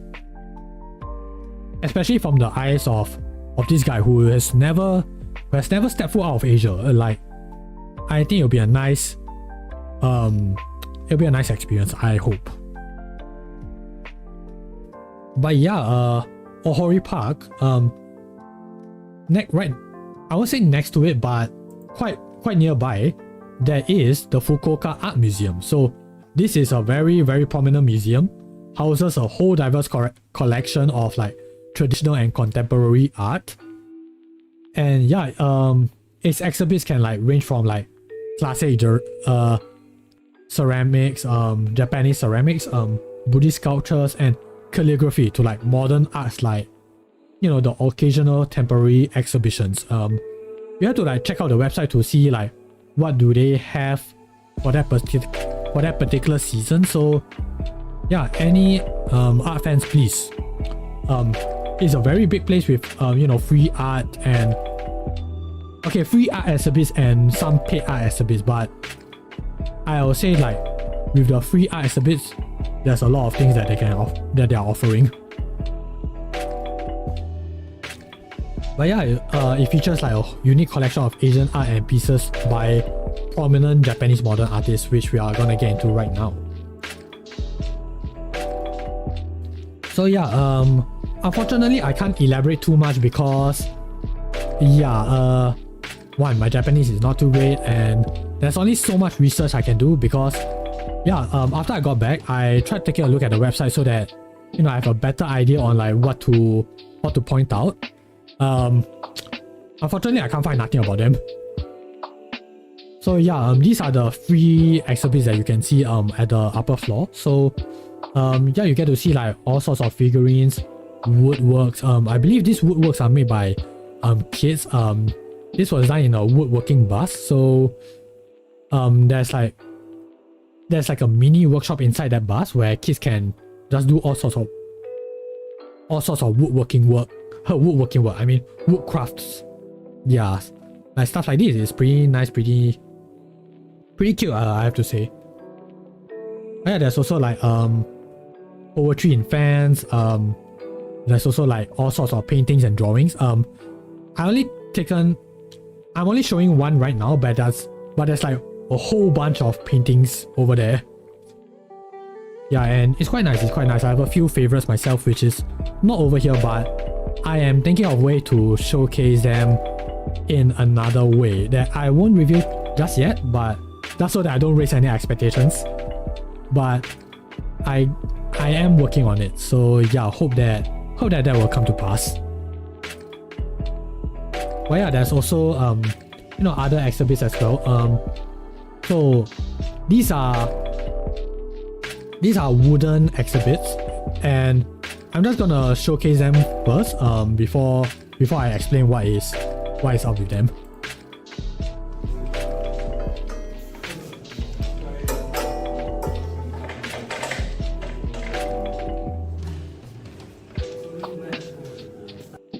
So yeah, so that first video is it's more specifically metalwork, but it focuses on like physics and motion. So these exhibits, right, it's actually part of a whole bunch of other exhibits that I wasn't able to squeeze in.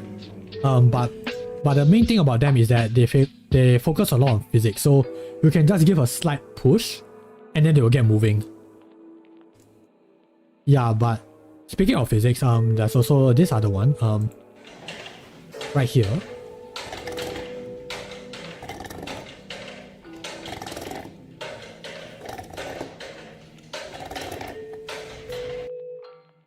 So yeah, this one over here, is two little wooden automatons that can move when you crank that, crank the lever. I think, for lack of a better term, I think it's lever.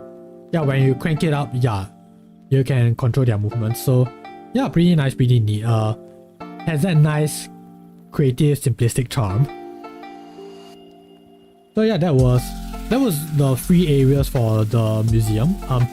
Again, I know I'm just like glancing through, but trust me, there is a lot of exhibits that you can see for free. But yeah, after that we went back to Canal City Hakata. So yeah, so we went to one of the upper floors. This is the Gundam based Fukuoka. So it is obviously a specialty store dedicated to all things Gundam. It offers all sorts of Gundam plastic model kits, Gunpla actually. So yeah, there's a lot of plastic model kits over here, also in various scales and design, and it also includes apparently limited edition kits exclusive to that specific store. So yeah, the one that we went to is Fukuoka, but we also went to other stores as well. And yeah, apparently there are like limited edition other kits for that store. What that is specifically, I have absolutely no idea. Not exactly a Gundam person myself, but I can appreciate that. So yeah, you have all sorts of like impressive displays. Like you can have this like large size display at the entrance, but you can also have like more miniature-ish designs as well. So yeah, my 2 favorites are these 2. Yeah, I'm not sure what they are doing specifically, but yeah, I don't know, it seems pretty neat. Yeah, but it's also not just a place for shopping, but you can also like go up to these tables and chairs where you can like build and customize your Gunpla. And yeah, it's just a place for Gunpla enthusiasts to just shop and just get together, I guess. But yeah, after that we went to the Bandai Namco Cross Store. So obviously dedicated to Bandai Namco, features all sorts of like theme shops and attractions, merch from like their popular franchises like Gundam, as we have already mentioned. It also showcases like Dragon Ball and One Piece.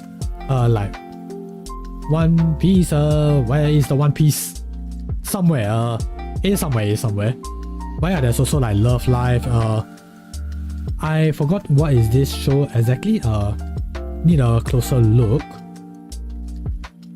Let me just take a look.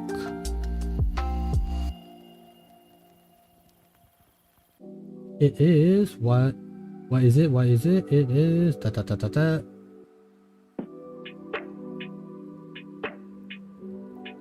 Where are you? I am pretty sure you are somewhere around here. That is strange.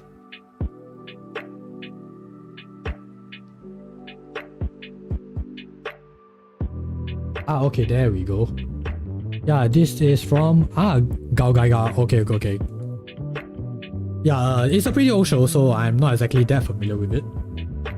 But yeah, they feature all sorts of different series. So yeah, but not only that, they're not only showcase merch, but they also have like arcade games, capsule toy machines, photo spots like this Love Life over here. Yeah, there's a lot of things that you can do. So yeah, it's a must visit, I would say, for people who are really into anime and gaming. Yeah, because Bandai Namco is not just about anime, it's also about games.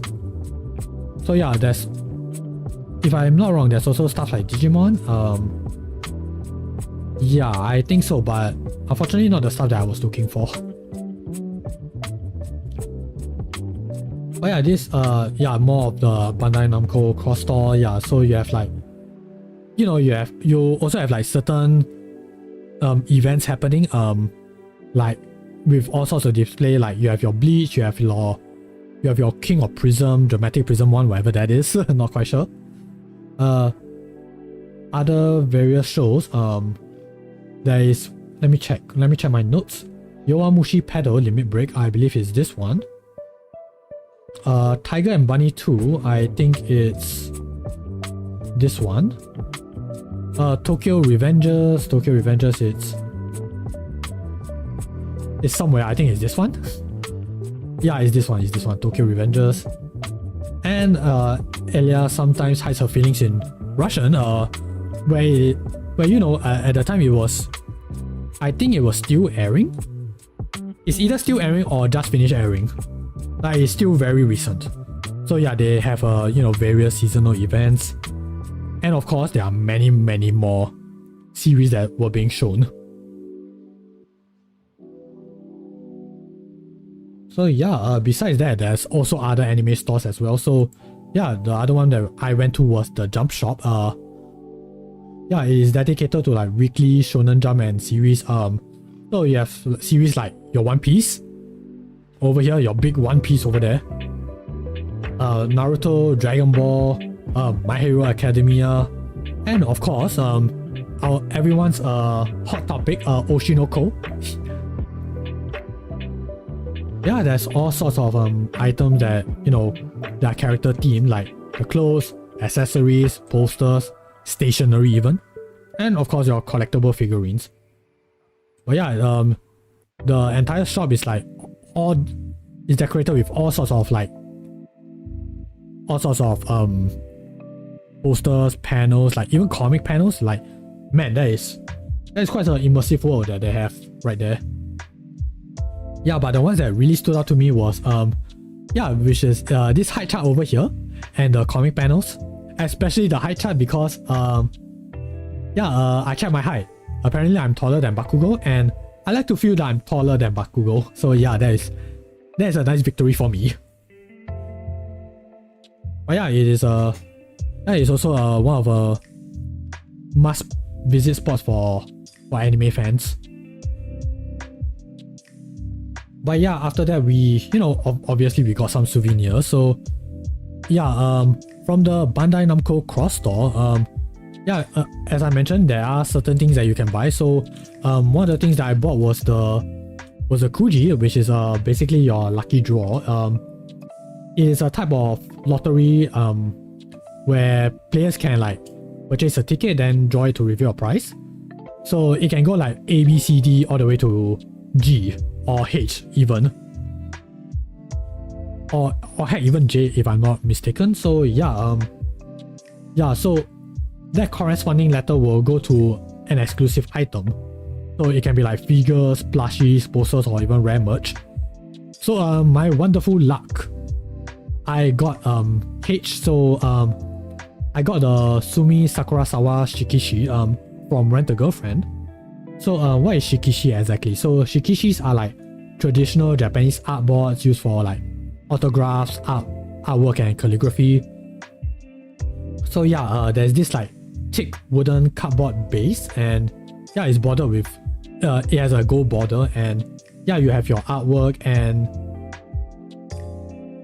yeah, it's either the artwork or an autograph, but yeah, it is a very unique display piece. So yeah, as a guy who periodically, not even periodically, who regularly reads Rent a Girlfriend, I'm like, okay, I am somewhat satisfied with getting you know, a photo of Best Girl. Yeah, I can at least say that yes, I have merch of Sumi right here. My favorite girl. He raises his hand as he tries to question Dang the Shikishi. But besides that, of course, you know, get some Kamen Rider merch. Yeah, I also put another not Shikishi, I put another Kuji where I got the rubber keychains from Kamen Rider build. So yeah, that one I'm slightly more happy with because yeah, it is a nice little merch that doesn't really, that is subdued enough to be like, you know, something that you can put on your everyday merch in case you are like, you know, blending in with, you know, the normie crowd. At the same time, it also shows that yeah, you are a fan. So yeah, I can appreciate merch like this. And another thing that I got, I wasn't sure how I got it. I got this Ultraman booklet. I believe it might have been the Bandai Namco Cross store, but I don't know, it just appeared in my bag, so I do not know where I got it from. My friend could have like just tossed it to me, I don't know. But yeah, we did combine our Kuji, so I got the Sumi Sakura Sawa Shikishi and the Kamen Rider built full bottles rubber keychains. Meanwhile, my friend got something Bochi related, and what's that other anime called? The Losing Heroine merch. Yeah, so he got those two, I got those two, so yeah, it's fair. And then from the Jump Shop, I gotten the Dragon Ball Z shirt. So yeah, that was a shirt that I was like thinking of getting. Yeah, it's nice and gold, so yeah, pretty cool, pretty styling, I would say. But yeah, after doing that shopping, yeah, we went to get our last dinner for Fukuoka. So this place is the Pomu Omu rice. Pomu omelette rice. Yeah, so what is Omu rice? It is you know, it's a popular dish of fluffy omelette served over seasoned fried rice with a variety of different ways to customize like toppings and sauce, such as demi-glaze, tomato, and creamy white sauces and fillings like chickens, mushrooms, or heck, you can even customize the size as well. Yeah, like this shop, you can get the SS, you can also get the S size. Yeah, so that's a nice little customization. Yeah, the restaurant was pretty nice, pretty cozy. There wasn't really that much people over there. Also like the decor, very nice and cozy. They also like showcase all sorts of omurice they have on display. So the one that I got was the crab cream korokke with the hayashi sauce and the melon soda. So and crab cream, yeah, not joking about the creamy, like it's very rich, very creamy filling. So yeah, yeah, it's very nice, very delectable, and would love to try the other flavors eventually. But yeah, it was a nice time. And the melon soda, apparently melon soda is like very popular in Japan as well. So yeah, being able to experience it too is like, ooh, nice. It's very refreshing. I can sort of see why a lot of Japanese people like the melon soda. Yeah, it's very cool, very refreshing.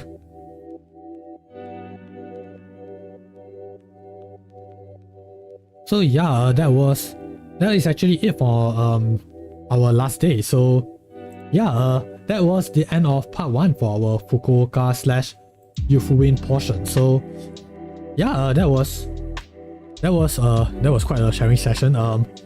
I'm not gonna count the first hour because that didn't happen. So yeah, that was a nice 3.5 hours that I hope that, you know, I got to, you know, share and enjoy the experience with you guys. So yeah, hopefully next week we are able to continue with the Nagasaki portion. Yeah, it might be shorter, which, you know, saves my throat, thankfully. And also, yeah, hopefully it will be easier to digest because I understand, like, I'm still working on how I can make my slides and content slightly more slightly better, more easy to understand, get you guys engaged hopefully. But yeah, I hope that you guys are able to, you know, just enjoy this small little sharing session. Yeah, it is fun to, you know, at least for me personally, it's fun for me to, like, you know, just share what I've been doing, just you know, do a little bit of, for lack of a better term, I guess, sharing with the audience. Hopefully you guys will be able to, like, you know, just get a bit of, you know, learning, I guess. Yeah, you know, because, you know, there's only so much each of us will learn from certain places, and as someone who values learning, I guess with this kind of streams I can vibe with it. So yeah, I'm working on it to make it better. So hopefully one of these days I can, you know, maybe do something more grander, more big scale for you guys. But yeah, until then, yeah, it has been a wonderful time. Really do thank you all for coming in, despite all the scuff, despite all the stumbling. Yeah, I do appreciate you guys for, you know, for being there with me. So yeah, currently my plans for the week, I still have no idea what is gonna happen. I will keep you guys updated. So yeah, let's keep each other updated. And yeah, of course, yeah, I did forget to mention this. Yeah, for you guys may be hearing this song this entire session. So yeah, I've been playing this Japanese lo-fi radio 24/7. It's by Lo-Fi Geek. Yeah, because I actually do not know what kind of song I should put for the stream. I also do not know how long this session is gonna be. So yeah, this is what I have playing. So yeah, if you guys are interested, please do feel free to check it out. But yeah, that is it for the session. So yeah, let's find someone to raid before we call it a night. Let me see, is anyone online?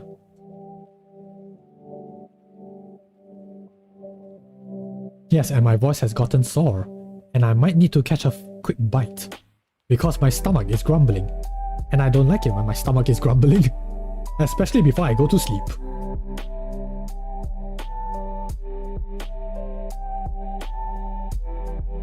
Herdider.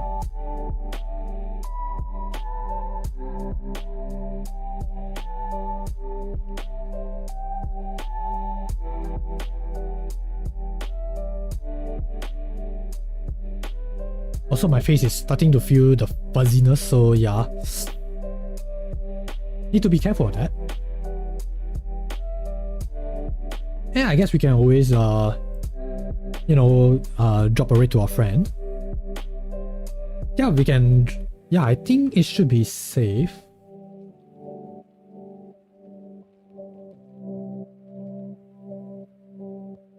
Let me just make sure everything is okay first.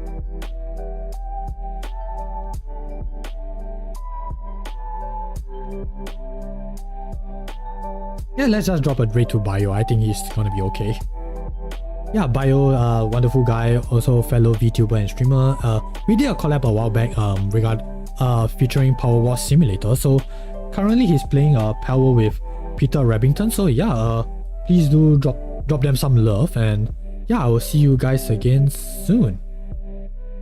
Oh yeah, of course, please do take care of yourself, drink lots of water, get plenty of rest, and of course, take care. Alright, it's a wrap. Good night. Bye.